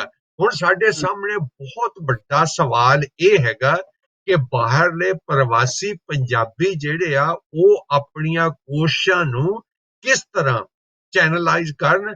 ਉਹ ਜਿਹੜਾ ਜੋਗਾ ਸਿੰਘ ਜੀ ਨੇ ਕਿਹਾ ਕਿ ਬਈ ਤੁਸੀਂ ਉੱਥੇ ਦੇ ਮਿਨਿਸਟਰ ਲੈ ਲਓ, ਜਥੇਬੰਦੀਆਂ ਲੈ ਲਓ, ਸਰਕਾਰ ਲੈ ਲਓ ਜਾਂ ਅਫਸਰ ਲੈ ਲਓ, ਉਹਨਾਂ ਤੱਕ ਸਾਡੇ ਵੱਲੋਂ ਕਿਸ ਤਰ੍ਹਾਂ ਪਹੁੰਚਿਆ ਜਾਵੇ, ਇਹ ਸਾਡੇ ਲਈ ਬਹੁਤ ਇਸ ਵੇਲੇ ਮਹਾਨ ਸਵਾਲ ਹੈਗਾ, ਜਿਹਦਾ ਕਿ ਮੇਰਾ ਖਿਆਲ ਸਾਡੇ ਕੋਲ ਤਾਂ ਕੋਈ ਉੱਤਰ ਨਹੀਂ ਹੈਗਾ, ਕਿਉਂਕਿ ਅਸੀਂ ਕੋਸ਼ਿਸ਼ ਕੀਤੀ ਆ ਲੇਕਿਨ ਉਹ ਕਾਮਯਾਬੀ ਹਜੇ ਤੱਕ ਨਹੀਂ ਮਿਲੀ ਹੈਗੀ। ਆਪਾਂ ਇਸ ਨੂੰ ਚੈਨਲਾਈਜ਼ ਕਿਸ ਤਰ੍ਹਾਂ ਕਰੀਏ ਜੀ? ਹਾਂਜੀ ਸ਼ਿੰਦਰ ਜੀ। ਮੈਂ ਬਹੁਤ ਧੰਨਵਾਦ ਬਲਦੇਵ ਜੀ ਤੁਹਾਡਾ। ਮੇਰੇ ਖਿਆਲ ਦੇ ਵਿੱਚ ਅਸੀਂ ਜਿਹੜੇ ਬਾਕੀ ਦੇ ਸਵਾਲ ਤੁਹਾਡੇ ਦਿਮਾਗ 'ਚ ਆ ਰਿਹਾ ਸਰਦੂਲ ਜੀ, ਕਿਉਂਕਿ ਤੁਸੀਂ ਮੈਨੂੰ ਪਤਾ ਬੜੇ ਜਜ਼ਬਾਤੀ ਆ, ਬੜੇ ਪ੍ਰਭਾਵਿਤ ਹੁੰਦੇ ਆ, ਤੁਹਾਡੇ ਵਿੱਚ ਬਹੁਤ ਡੈਡੀਕੇਸ਼ਨ ਆ ਪੰਜਾਬੀ ਵਾਸਤੇ, ਬਹੁਤ ਪੈਸ਼ਨ ਆ ਤੁਹਾਡੇ ਵਿੱਚ, ਇਹਦਾ ਕੋਈ ਤੋੜ ਨਹੀਂ ਹੈ ਤਾਂ ਕਹਿ ਦਈਏ। ਪਰ ਜਿਹੜੇ ਜੋਗਾ ਸਿੰਘ ਨੇ ਅੱਜ ਵਿਚਾਰ ਸਾਂਝੇ ਕੀਤੇ ਆ, ਤੇ ਮੈਂ ਜੇ ਕਹਾਂ ਕਿ ਮੇਰੀਆਂ ਤਾਂ ਇੱਥੇ ਬੈਠੇ ਦੀਆਂ ਅੱਖਾਂ ਖੁੱਲ ਗਈਆਂ, ਭਾਵੇਂ ਲੋਕਡਾਊਨ ਲੱਗਿਆ ਬਾਹਰ, ਪਰ ਫਿਰ ਵੀ ਪੰਜਾਬੀ ਵਾਸਤੇ ਪੰਜਾਬ ਦੇ ਵਿੱਚ ਕੁਝ ਲੋਕ ਕਿੰਨਾ ਕੁਛ ਕਰ ਰਹੇ ਆ। ਸਭ ਤੋਂ ਪਹਿਲਾਂ ਤਾਂ ਇਸ ਪ੍ਰੋਗਰਾਮ ਦੇ ਵਿੱਚ, ਜਿਹਦੇ ਵਿੱਚ ਤੁਹਾਨੂੰ ਪਤਾ ਕਿ ਜੋ ਸਾਡਾ ਪੰਜਾਬੀ ਵਿਕਾਸ ਮੰਚ ਹੈ UK ਦਾ, ਇਹਨਾਂ ਨੇ ਆਪਣੀਆਂ ਪ੍ਰਾਪਤੀਆਂ ਦੱਸੀਆਂ ਨੇ। ਉਹਦੇ ਵਿੱਚ ਕੈਨੇਡਾ ਦੇ ਵਿੱਚ, ਨਿਊਜ਼ੀਲੈਂਡ ਦੇ ਵਿੱਚ, ਆਸਟ੍ਰੇਲੀਆ ਦੇ ਵਿੱਚ, ਯੂਰਪ ਦੇ ਵਿੱਚ ਜਿੰਨੇ ਵੀ ਸਾਡੇ ਸਹਿਯੋਗੀ ਵੀਰ ਭੈਣ ਭਰਾ ਨੇ, ਉਹ ਇਸ ਤੋਂ ਭਲੀ ਭਾਂਤ ਜਾਣੂ ਨੇ ਕਿ ਪੰਜਾਬੀ ਵਾਸਤੇ ਬੜੀਆਂ ਸਰਗਰਮੀਆਂ ਹੋ ਰਹੀਆਂ। ਜਿਹੜੀ ਜੋਗਾ ਸਿੰਘ ਨੇ ਗੱਲ ਕੀਤੀ ਹੈ, ਬਹੁਤ ਪਤੇ ਦੀ ਗੱਲ ਕੀਤੀ ਹੈ ਕਿ ਸਾਨੂੰ ਪੰਜਾਬ ਆ ਕੇ ਇੱਕ ਪੰਜਾਬੀ ਦਾ ਵਫਦ ਬਣਾ ਕੇ, ਔਰ ਮੈਂ ਇਹਦੇ ਵਿੱਚ ਥੋੜ੍ਹਾ ਜਿਹਾ ਜ਼ਿਕਰ ਕਰਾਂਗਾ ਪਿਛਲੇ ਸਮਿਆਂ ਦਾ, ਕਿ ਪ੍ਰਵਾਸੀ ਸੰਮੇਲਨ ਸ਼ੁਰੂ ਕੀਤਾ ਸੀ ਅਕਾਲੀ ਦਲ ਨੇ। ਉਹਦੇ ਵਿੱਚ ਕੀ ਕਰਦੇ ਸੀਗੇ, ਉਹ ਜਨਵਰੀ ਜਾਂ ਫਰਵਰੀ ਦੇ ਵਿੱਚ ਇਹੋ ਜਿਹਾ ਪ੍ਰੋਗਰਾਮ ਰੱਖਦੇ ਸੀ। ਪ੍ਰਵਾਸੀਆਂ ਦੇ ਪੈਸੇ ਹੁੰਦੇ ਸੀ, ਜਿਨ੍ਹਾਂ ਲੋਕਾਂ ਦੇ ਉੱਚੇ ਅਹੁਦਿਆਂ ਵਾਲੇ ਬੰਦਿਆਂ ਦੇ, ਅਫਸਰਾਂ ਦੇ ਨਾਲ ਜਾਂ ਲੀਡਰਾਂ ਦੇ ਨਾਲ ਸੰਬੰਧ ਹੁੰਦੇ ਸੀਗੇ, ਉਹਨਾਂ ਨੂੰ ਹੀ ਉਹ ਖੁਸ਼ ਕਰਨ ਦੇ ਵਿੱਚ ਲੱਗੇ ਰਹਿੰਦੇ ਸੀ, ਕਿਉਂਕਿ ਉਹਨਾਂ ਨੂੰ ਇੱਥੇ ਆਉਣ ਨੂੰ ਖੁਸ਼ ਕਰਦੇ ਸੀਗੇ। ਸੋ ਉਹਦੇ ਵਿੱਚ ਇੱਕ ਨਿੱਜਤਾ ਸੀ। ਦੂਜੀ ਅਸੀਂ ਦੇਖਦੇ ਹਾਂ ਕਿ ਬਹੁਤ ਸਾਰੇ ਸਾਡੇ ਖੇਡ ਪ੍ਰੇਮੀਆਂ ਨੇ ਬਹੁਤ ਵੱਡੇ ਜਿਹੜੇ ਕਬੱਡੀ ਦੇ ਟੂਰਨਾਮੈਂਟ ਕਰਾਏ ਜਾ ਕੇ, ਲੱਖਾਂ ਨਹੀਂ ਤਾਂ ਕਰੋੜਾਂ ਰੁਪਈਆ ਉਹਨਾਂ ਨੇ ਖਰਚਿਆ ਜਾ ਕੇ ਉੱਥੇ, ਹਰੇਕ ਤਰ੍ਹਾਂ ਦਾ ਜਿਹੜਾ ਉਹਨਾਂ ਨੂੰ ਸੁੱਖ ਮੁਹੱਈਆ ਕੀਤਾ, ਵੱਡੇ ਇਨਾਮ, ਟਰੈਕਟਰ, ਕਾਰਾਂ, ਮੋਟਰਸਾਈਕਲ ਦਿੱਤੇ ਆ। ਪਰ ਅਫਸੋਸ ਕਿ ਪੰਜਾਬੀ ਵਾਸਤੇ ਕਿਸੇ ਕੁਛ ਨਹੀਂ ਕੀਤਾ। ਜੇ ਹੁਣੇ ਅਸੀਂ ਗੱਲ ਕਰੀਏ, ਮੈਂ ਕੱਲ ਪਰਸੋਂ ਇੱਕ ਵੀਡੀਓ ਦੇਖ ਰਿਹਾ ਸੀ ਜਿਹਦੇ ਵਿੱਚ ਦੁਨੀਆ ਦੇ ਜਿਹੜੇ 10 ਵੱਡੇ ਗੁਰਦੁਆਰੇ ਦਿਖਾਏ ਗਏ ਆ, ਜਿਨ੍ਹਾਂ ਦੀ ਜਿਹੜੀ ਲਾਗਤ ਆ ਜਾਂ ਉਸਾਰੀ ਦੀ ਲਾਗਤ ਹੈ, ਉਹ $15 ਮਿਲੀਅਨ ਤੋਂ ਲੈ ਕੇ 30 ਜਾਂ 28-30 ਮਿਲੀਅਨ ਤੱਕ ਉਹਨਾਂ ਦੀ ਕੀਮਤ ਬਣਦੀ ਆ। ਪਰ ਸਾਨੂੰ ਇਹ ਹੁਣ ਘੋਖ ਕਰਨੀ ਪੈਣੀ ਆ ਕਿ ਸਾਡੇ ਜਿਹੜਾ ਪ੍ਰਦੇਸ਼ਾਂ ਵਿੱਚ ਪੰਜਾਬੀ ਵਾਸਤੇ ਕੀ ਹੋ ਰਿਹਾ ਹੈ, ਕਿੰਨਾ ਕੁਛ ਹੋ ਰਿਹਾ ਹੈ। ਹੁਣੇ ਆਪਾਂ ਗੱਲ ਕਰਦੇ ਹਾਂ ਕਿ ਜਦੋਂ ਵੀ ਕੋਈ ਹੜ੍ਹ ਆਉਂਦਾ ਹੈ, ਜਦੋਂ ਵੀ ਕੋਈ ਕੁਦਰਤੀ ਆਫਤ ਆਉਂਦੀ ਹੈ, ਜਾਂ ਅਸੀਂ ਲੋਕਡਾਊਨ ਦੇ ਵਿੱਚ ਦੇਖਿਆ ਹੈ ਕਿ ਸਿੱਖ ਸੰਗਤਾਂ ਨੇ, ਪੰਜਾਬੀਆਂ ਨੇ ਲੱਖਾਂ ਨਹੀਂ ਬਲਕਿ ਕਰੋੜਾਂ ਵੀ ਨਹੀਂ, ਮੇਰੇ ਖਿਆਲ ਅਰਬਾਂ ਦਾ ਜਿਹੜਾ ਉਹਨਾਂ ਨੇ ਖਰਚਾ ਕਰਕੇ, ਦਸਵੰਧ ਕੱਢ ਕੇ, ਦਾਨ ਦੇ ਕੇ, ਉਹਨਾਂ ਨੇ ਲੋਕਾਂ ਨੂੰ ਘਰ ਭੋਜਨ ਪਹੁੰਚਾਇਆ, ਭੁੱਖਿਆਂ ਨੂੰ ਖਵਾਇਆ ਉਹਨਾਂ ਨੇ। ਪਰ ਜਿਹੜੀ ਅਸੀਂ ਗੱਲ ਕੀਤੀ ਹੈ ਜੋਗਾ ਸਿੰਘ ਨੇ ਕਿ 12,000 ਪਿੰਡ ਨੇ ਪੰਜਾਬ ਦੇ ਵਿੱਚ, ਜੇ ਅਸੀਂ 12,000 ਪਿੰਡਾਂ ਦੇ ਵਿੱਚ 100 ਇਸ਼ਤਿਹਾਰ ਅਸੀਂ ਦਈਏ ਉਹਨਾਂ ਨੂੰ, ਤੇ ਉਹਨਾਂ ਨੇ ਉਹਦੀ ਕੀਮਤ ਵੀ ਦੱਸੀ ਆ, ਜੇ ਉਹਦੀ ਕੀਮਤ 5 ਰੁਪਏ ਵੀ ਹੋਵੇ ਤਾਂ ਸਿਰਫ ਉਹਦਾ ਜਿਹੜਾ ਬੜਾ ਨਿਗੂਣਾ ਜਿਹਾ ਖਰਚਾ ਆਉਂਦਾ ਹੈ 60 ਲੱਖ। ਪਰ ਗੱਲ ਇਹ ਹੈਗੀ ਆ ਕਿ ਸਾਨੂੰ ਇੱਧਰ ਵੀ ਧਿਆਨ ਦੇਣ ਦੀ ਬਹੁਤ ਲੋੜ ਹੈ। ਤੇ ਅੱਜ ਦੇ ਇਸ ਪ੍ਰੋਗਰਾਮ ਦੇ ਵਿੱਚ ਮੇਰੇ ਖਿਆਲ ਦੇ ਵਿੱਚ ਖਾਸ ਤੌਰ ਤੇ ਇਸ ਪ੍ਰੋਗਰਾਮ ਦੀ ਇਹੀ ਪ੍ਰਾਪਤੀ ਹੋਵੇਗੀ ਕਿ ਅੱਗੇ ਜਿਹੜਾ ਆਪਣਾ ਸੁਨੇਹਾ ਹੈ, ਸਾਰੀ ਦੁਨੀਆ ਦੇ ਕੌਮੀ ਪੰਜਾਬੀਆਂ ਦਾ ਸੁਨੇਹਾ ਹੈ ਜਾਂ ਕੌਮੀ ਸੁਨੇਹਾ ਹੈ, ਉਹਨੂੰ ਅਸੀਂ ਘਰ ਤੱਕ ਪਹੁੰਚਾਈਏ, ਔਰ ਉਹਨਾਂ ਨੂੰ ਅਸੀਂ ਦੱਸੀਏ ਕਿ ਸਾਨੂੰ ਪੰਜਾਬੀ ਦੀ ਜਿਹੜੀ ਲੋੜ ਆ ਉਹ ਕਿੰਨੀ ਜ਼ਿਆਦਾ ਹੈ।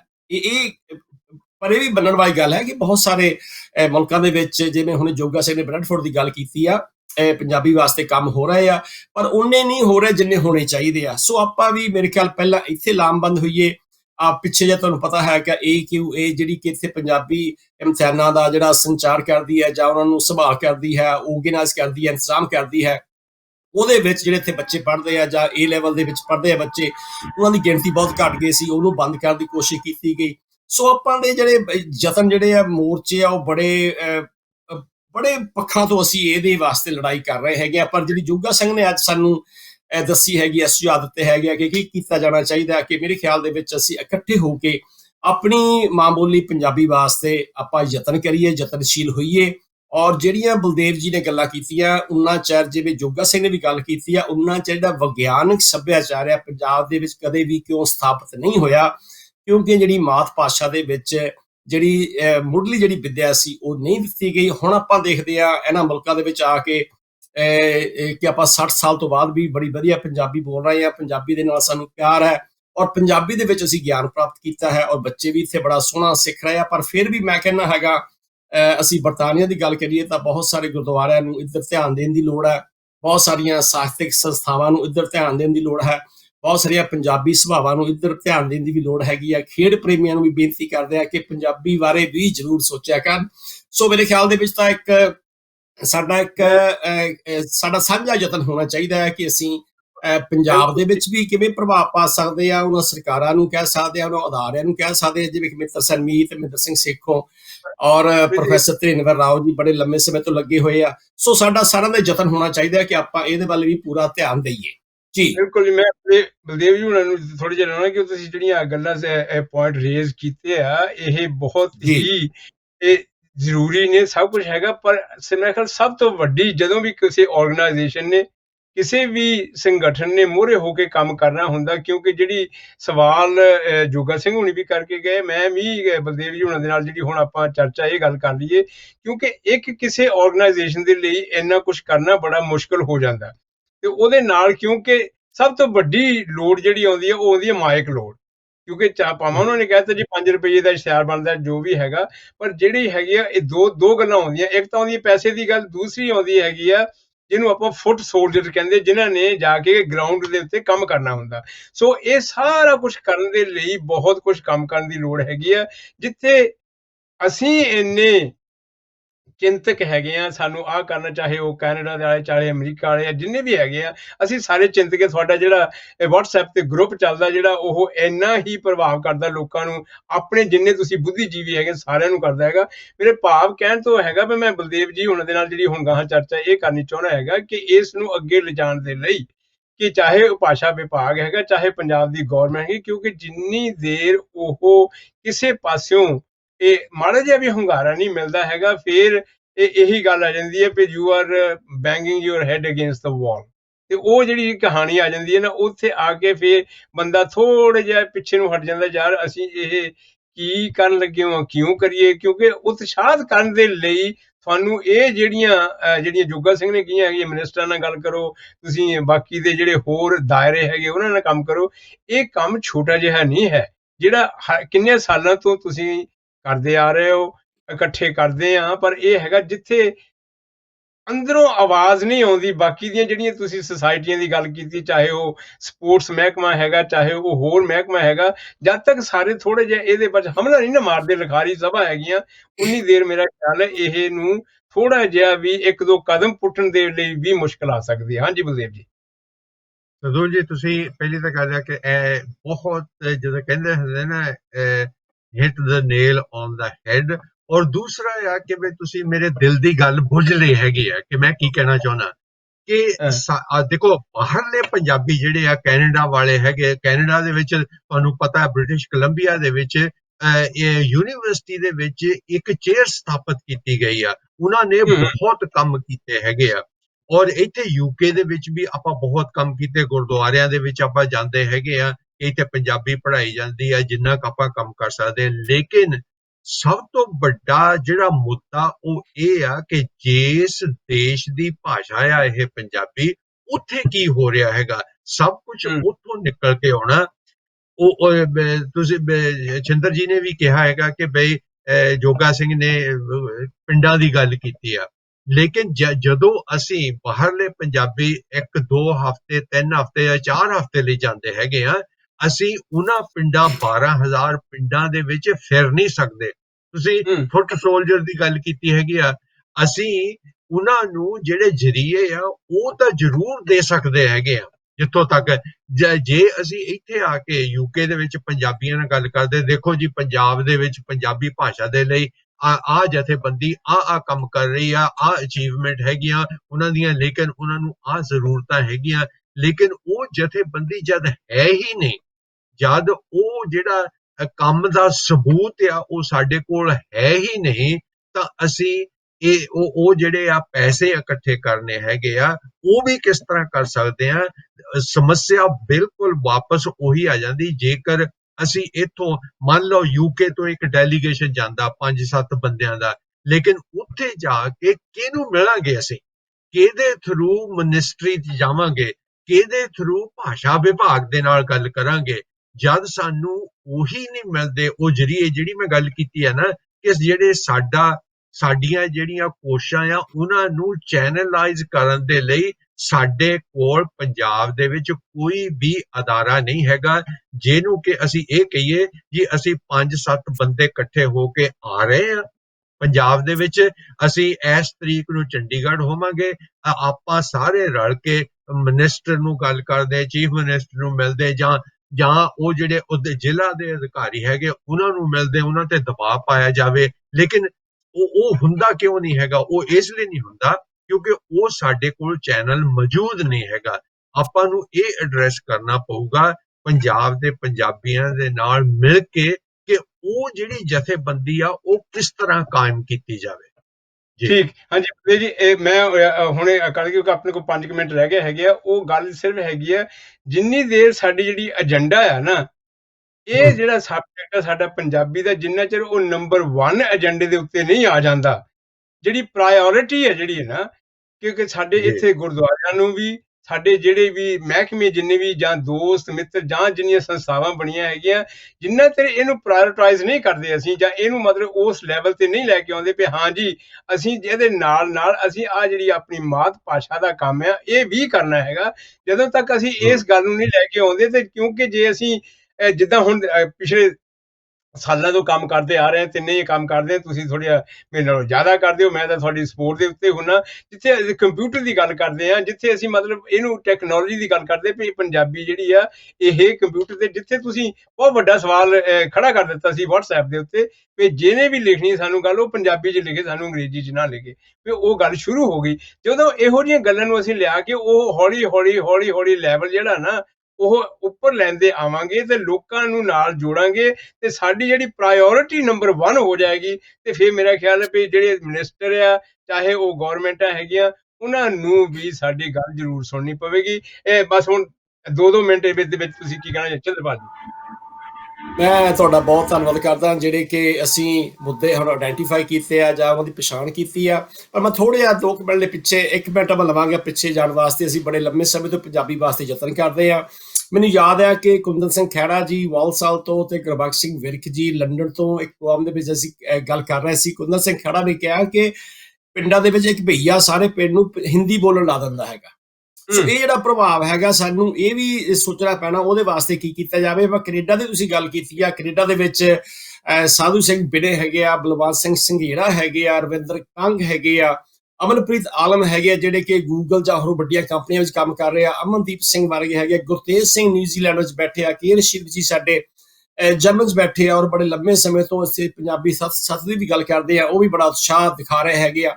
ਸੋ ਮੇਰੇ ਖਿਆਲ ਕਿਉਂ ਨਹੀਂ ਆਪਣਾ ਜਿਹੜਾ ਇਕੱਠਾ ਕਾਫਲਾ ਹੋ ਕੇ ਜਾਂਦਾ ਤੇ ਅਸੀਂ ਪੰਜਾਬ ਦੇ ਵਿੱਚ ਜੋਗਾ ਸਿੰਘ ਜੀ ਦੀ ਸਲਾਹ ਦੇ ਨਾਲ ਅਸੀਂ ਉਹਨਾਂ ਸਭਾਵਾਂ ਦੇ ਨਾਲ, ਮੰਤਰੀਆਂ ਦੇ ਨਾਲ ਆਪਾਂ ਗੁਫ਼ਤਗੂ, ਆਪਾਂ ਵਿਚਾਰ ਵਟਾਂਦਰਾ ਸ਼ੁਰੂ ਕਰੀਏ, ਇਹੋ ਜਿਹਾ ਕੋਈ ਮੰਚ ਤਿਆਰ ਹੋਵੇ, ਔਰ ਇੱਥੇ ਦੇ ਗੁਰੂ ਘਰਾਂ ਦੇ ਪ੍ਰਬੰਧਕਾਂ ਨੂੰ, ਖਾਸ ਤੌਰ ਤੇ ਪੰਜਾਬੀ ਅਧਿਆਪਕਾਂ ਨੂੰ ਔਰ ਪੰਜਾਬੀ ਸਕੂਲ ਦੇ ਪ੍ਰਬੰਧਕਾਂ ਨੂੰ ਅਸੀਂ ਬੇਨਤੀ ਕਰਦੇ ਹਾਂ ਕਿ ਉਹ ਵੀ ਸਾਡਾ ਇਸ ਮੁਹਿੰਮ ਦੇ ਵਿੱਚ ਸਾਥ ਦਿਓ ਤੇ ਗੱਲ ਬਣ ਸਕਦੀ ਆ। ਜੀ ਬਲਦੇਵ ਜੀ 1 ਮਿੰਟ ਵਾਸਤੇ ਸਿਰਫ ਹੁਣ ਗੱਲ ਦੱਸੋ ਤੇ ਮੈਂ ਬਿਲਕੁਲ ਜੀ, ਮੈਂ ਬਿਲਕੁਲ ਹਾਂਜੀ, ਜੋ ਚੰਦਰਪਾਲ ਜੀ ਨੇ ਕਿਹਾ ਮੈਂ ਬਿਲਕੁਲ ਸਹਿਮਤ ਹੈਗਾ ਕਿ ਅਸੀਂ ਪ੍ਰਵਾਸੀ ਪੰਜਾਬੀ ਜਿਹੜੇ ਆ, ਮੈਂ ਪਹਿਲਾਂ ਵੀ ਕਿਹਾ, ਬਹੁਤ ਕੁਝ ਕਰ ਸਕਦੇ ਆ। ਔਰ ਜੋਗਾ ਸਿੰਘ ਜੀ ਸਾਨੂੰ ਕੀ ਕਹਿੰਦੇ, ਹੌਸਲਾ ਅਫਜ਼ਾਈ ਹਰ ਵੇਲੇ ਕਰਦੇ ਰਹਿੰਦੇ ਕਿ ਤੁਸੀਂ ਪ੍ਰਵਾਸੀ ਪੰਜਾਬੀ ਆਓ ਤੇ ਕਰੋ। ਲੇਕਿਨ ਬਿਲਕੁਲ ਅਸੀਂ ਕਰਨਾ ਚਾਹੁੰਦੇ ਆ, ਲੇਕਿਨ ਸਾਡੇ ਕੋਲ ਜਿਹੜਾ ਪੰਜਾਬ ਦੇ ਵਿੱਚ ਬੇਸ ਆ ਉਹ ਹੈ ਨਹੀਂਗਾ। ਜੇ ਆਪਾਂ ਕੈਨੇਡਾ ਤੋਂ ਜਿਹੜੇ ਸਾਥੀਆਂ ਦੇ ਨਾਂ ਲਏ ਹੈਗੇ ਚੰਦਰਪਾਲ ਜੀ ਨੇ, ਉਹਨਾਂ ਨੂੰ ਕਹਿ ਦਿੰਦੇ ਆ ਕਿ ਬਈ ਆਪਾਂ ਜਨਵਰੀ 2021 ਦੇ ਵਿੱਚ ਪੰਜਾਬ ਦੇ ਵਿੱਚ ਚੱਲਾਂਗੇ ਤੇ ਆਪਾਂ ਕਿਹਦੇ ਕੋਲ ਜਾਵਾਂਗੇ? ਔਰ ਉੱਥੇ ਜਾ ਕੇ ਕੀ ਕਰਾਂਗੇ, ਇਹ ਸਭ ਤੋਂ ਵੱਡਾ ਸਵਾਲ ਹੈਗਾ। ਸਾਨੂੰ ਇੱਕ ਜਥੇਬੰਦੀ ਦੀ ਪੰਜਾਬ ਦੇ ਵਿੱਚ ਲੋੜ ਹੈਗੀ ਆ, ਜਿਹਦੇ ਨਾਲ ਕਿ ਆਪਾਂ ਸੰਪਰਕ ਰੱਖੀਏ। ਜੀ ਜੋਗਾ ਸਿੰਘ ਜੀ ਕਹਿ ਰਹੇ ਕੁਝ। ਸਮਾਂ ਸਮਾਪਤ ਹੈ, ਸਿਰਫ 2 ਮਿੰਟ ਜੋਗਾ ਸਿੰਘ ਜੀ, ਤੁਸੀਂ ਕਿਉਂਕਿ ਸਮੇਂ ਦੀ ਇਸ ਵੇਲੇ 2 ਮਿੰਟ ਦੇ ਵਿੱਚ ਤੁਸੀਂ ਇਹਦੇ ਬਾਰੇ ਜੋ ਕੁਝ ਹੀ ਸੁਣਿਆ ਇਹਦੇ ਬਾਰੇ ਕੀ ਕਹੋਗੇ? ਬਹੁਤ ਵਧੀਆ, ਧੰਨਵਾਦ। ਔਰ ਸਾਰੇ ਦਰਸ਼ਕਾਂ ਨੂੰ ਸਤਿ ਸ੍ਰੀ ਅਕਾਲ। ਜਿਹੜੀ ਗੱਲ ਕਰ ਰਹੇ ਹੋ ਕਿ ਸਾਡੀ ਬਾਪ ਉੱਥੇ ਠਾਰ ਹੈ ਨਹੀਂ, ਉਹ ਸਮੱਸਿਆ ਤੇ ਮੇਰੇ ਖਿਆਲ 'ਚ ਨਹੀਂ ਆਏਗੀ। ਔਰ ਜਿੱਥੇ ਜਿੱਥੇ ਵੀ ਜਾਣਾ ਹੈ ਆਪਾਂ ਪਹੁੰਚ ਵੀ ਜਾਵਾਂਗੇ, ਪਰ ਇਹ ਮਤਲਬ ਥੋੜਾ ਲੰਬੀ ਯੋਜਨਾ ਹੈ ਨਾ। ਆਪਾਂ ਪੰਜਾਬ 'ਚ ਬਣਾ ਲਈ ਫਲਾਣੇ ਬੰਦੇ ਨੂੰ ਮਿਲਣਾ ਹੈ, ਆਪਾਂ ਨੂੰ ਕਹਾਂਗੇ ਇੰਨੇ ਆ ਬੰਦੇ ਅਸੀਂ ਮਿਲਦਾ ਰਹੇ ਹਾਂ। ਜਿਹੜਾ ਨਹੀਂ ਮਿਲਦਾ ਤੇ ਉਹਦਾ ਵੇਖਾਂਗੇ, ਫਿਰ ਉਹਨੂੰ ਆਪਾਂ ਕੀ ਕਹਿਣਾ। ਔਰ ਜਿਹੜਾ ਮਿਲਦਾ ਉਹਦੇ ਨਾਲ ਤੇ ਗੱਲ ਹੋ ਜਾਣੀ ਹੈ। ਤੇ ਮੇਰੇ ਖਿਆਲ 'ਚ ਜੇ ਇਸ ਤਰ੍ਹਾਂ ਜਿਵੇਂ ਤੁਸੀਂ ਇਹ ਸਾਰੇ ਨਿਊਜ਼ੀਲੈਂਡ, ਆਸਟ੍ਰੇਲੀਆ, ਅਮਰੀਕਾ ਸਾਰੇ ਸੱਜਣਾਂ ਦੇ ਨਾਲ ਲੈ ਰਹੇ ਹੋ, ਮੈਂ ਵੀ ਸਾਰਿਆਂ ਨੂੰ ਜਾਣਦਾ ਹਾਂ, ਜੇ ਇਸ ਤਰ੍ਹਾਂ ਦਾ ਇੱਕ ਮੁਹਿੰਮ ਬਣ ਜਾਏ ਤੇ ਕੋਈ ਐਸੀ ਗੱਲ ਨਹੀਂ ਹੈ ਕਿ ਅਸੀਂ ਸਾਡੇ ਨਾਲ ਕੋਈ ਗੱਲ ਨਹੀਂ ਕਰੇਗਾ। ਪੰਜਾਬ ਦੇ ਵਿੱਚ ਮੰਤਰੀ, ਅਫਸਰ ਜਾਂ ਜੋ ਵੀ ਜਿਹਨੂੰ ਵੀ ਆਪਾਂ ਗੱਲ ਕਰਨਾ ਚਾਹੁੰਦੇ ਹਾਂ ਰਾਸ਼ਟਰੀ ਪਾਰਟੀਆਂ ਨੂੰ, ਉਹ ਇਹ ਸਮੱਸਿਆ ਹੱਲ ਹੋ ਜਾਏਗੀ। ਜਿਹੜੀ ਗੱਲ ਆਪਣੇ ਭਾਈ ਸਰਦੂਲ ਰਾਓ ਨੇ ਕਹੀ ਹੈ ਨਾ ਵੀ ਪਹਿਲੇ ਨੰਬਰ ਤੇ ਪੰਜਾਬੀ ਦੇ ਮੁੱਦੇ ਨੂੰ ਪਹਿਲੇ ਨੰਬਰ ਤੇ ਲਿਆਈਏ, ਇਹ ਆ ਪੰਜਾਬੀਆਂ ਦੇ ਵਾਸਤੇ ਜਿਹੜੀ ਇਸ ਟਾਈਮ ਪੰਜਾਬੀਆਂ ਲਈ ਸਭ ਤੋਂ ਵੱਡਾ ਸੰਕਟ ਜਿਹੜਾ ਪੰਜਾਬੀ ਭਾਸ਼ਾ ਦਾ ਹੈ। ਉਹਨੂੰ ਪੰਜਾਬੀ ਸਮਝਣ, ਉਹਨੂੰ ਉਸੇ ਤਰ੍ਹਾਂ ਹੀ ਅਹਿਮੀਅਤ ਦੇਣ ਜਿਵੇਂ ਆਪਾਂ ਹੋਰ ਆਪਣੇ ਧਾਰਮਿਕ ਮੁੱਦਿਆਂ ਨੂੰ ਦਿੰਦੇ ਹਾਂ, ਤਾਂ ਫਿਰ ਮਸਲਾ ਹੱਲ ਹੋ ਜਾਏਗਾ। ਬਾਕੀ ਪੰਜਾਬ ਦੇ ਵਿੱਚ ਹੁਣ ਇੰਨਾ ਚਿਰ ਸਾਨੂੰ ਰਹਿੰਦਾ ਹੋ ਗਿਆ, ਲੋਕ ਜਾਣਦੇ ਵੀ ਨੇ। ਕੋਈ ਗੱਲ ਐਸੀ ਨਹੀਂ ਹੈ ਕਿ ਇੱਥੇ ਪੰਜਾਬ 'ਚ ਆ ਕੇ ਤੁਹਾਨੂੰ ਮਿਲਣ ਦੀ ਜਾਂ ਤੁਰਨ ਫਿਰਨ ਦੀ ਇਹੋ ਜਿਹੀ ਦਿੱਕਤ ਆਏਗੀ। ਆਪਾਂ ਸਾਰੇ ਪ੍ਰਬੰਧ ਕਰ ਲਵਾਂਗੇ ਔਰ ਮਿਲ ਵੀ ਲਵਾਂਗੇ ਜਿਹਨੂੰ ਵੀ ਆਪਾਂ ਮਿਲਣਾ। ਓਕੇ, ਠੀਕ ਹੈ। ਜੋਗਾ ਸਿੰਘ ਜੀ, ਬਹੁਤ ਬਹੁਤ ਧੰਨਵਾਦ ਤੁਹਾਡਾ ਸਮਾਂ ਕੱਢਣ ਦਾ। ਸ਼ਿੰਦਰਪਾਲ ਜੀ ਬਹੁਤ ਬਹੁਤ ਧੰਨਵਾਦ। ਬਲਦੇਵ ਜੀ ਬਹੁਤ ਬਹੁਤ ਧੰਨਵਾਦ। ਪਿਆਰੇ ਦਰਸ਼ਕੋ, ਅੱਜ ਦਾ ਜਿਹੜਾ ਪ੍ਰੋਗਰਾਮ ਸੀ ਇਹ ਪੰਜਾਬੀ ਭਾਸ਼ਾ ਦੇ ਉੱਤੇ ਬਹੁਤ ਹੀ ਵਧੀਆ ਮਹੱਤਵਪੂਰਨ ਗੱਲਾਂ ਹੋਈਆਂ ਨੇ। ਤੁਸੀਂ ਵੀ ਇਹਦੇ ਵੱਲ ਧਿਆਨ ਦਿਓ ਤੇ ਅਸੀਂ ਇਸ ਮਾਤ ਭਾਸ਼ਾ ਨੂੰ ਨੰਬਰ 1 ਤੇ ਲੈ ਕੇ ਆਉਣਾ ਹੀ ਹੈ। ਸਿੱਖ ਚੈਨਲ ਹਮੇਸ਼ਾ ਹੀ ਇਹ ਤੁਹਾਡੇ ਨਾਲ ਰਲ ਕੇ ਇਹ ਕੰਮ ਕਰਦਾ ਰਹੇਗਾ। ਤੁਸੀਂ ਸਿੱਖ ਚੈਨਲ ਦੇ ਨਾਲ ਇਸੇ ਤਰ੍ਹਾਂ ਜੁੜੇ ਰਹੋ। ਆਓ ਵਿਦਾਇਗੀ ਦੀ ਫਤਿਹ ਬੁਲਾਓ। ਕਿਸੇ ਕਿਸਮ ਦੀ ਗਲਤੀ ਕਰ ਗਿਆ ਹੋਵਾਂ ਤਾਂ ਮੈਨੂੰ ਜ਼ਰੂਰ ਮਾਫ ਕਰ ਦੇਣਾ। ਅਗਲੇ ਪ੍ਰੋਗਰਾਮ ਤੱਕ ਦਿਓ ਆਗਿਆ। ਰਲ ਕੇ ਵਿਦਾਇਗੀ ਦੀ ਫਤਿਹ ਬੁਲਾਉਣੇ ਆ ਜੀ। ਵਾਹਿਗੁਰੂ ਜੀ ਕਾ ਖਾਲਸਾ, ਵਾਹਿਗੁਰੂ ਜੀ ਕਾ ਖਾਲਸਾ, ਵਾਹਿਗੁਰੂ ਜੀ ਕੀ ਫਤਿਹ।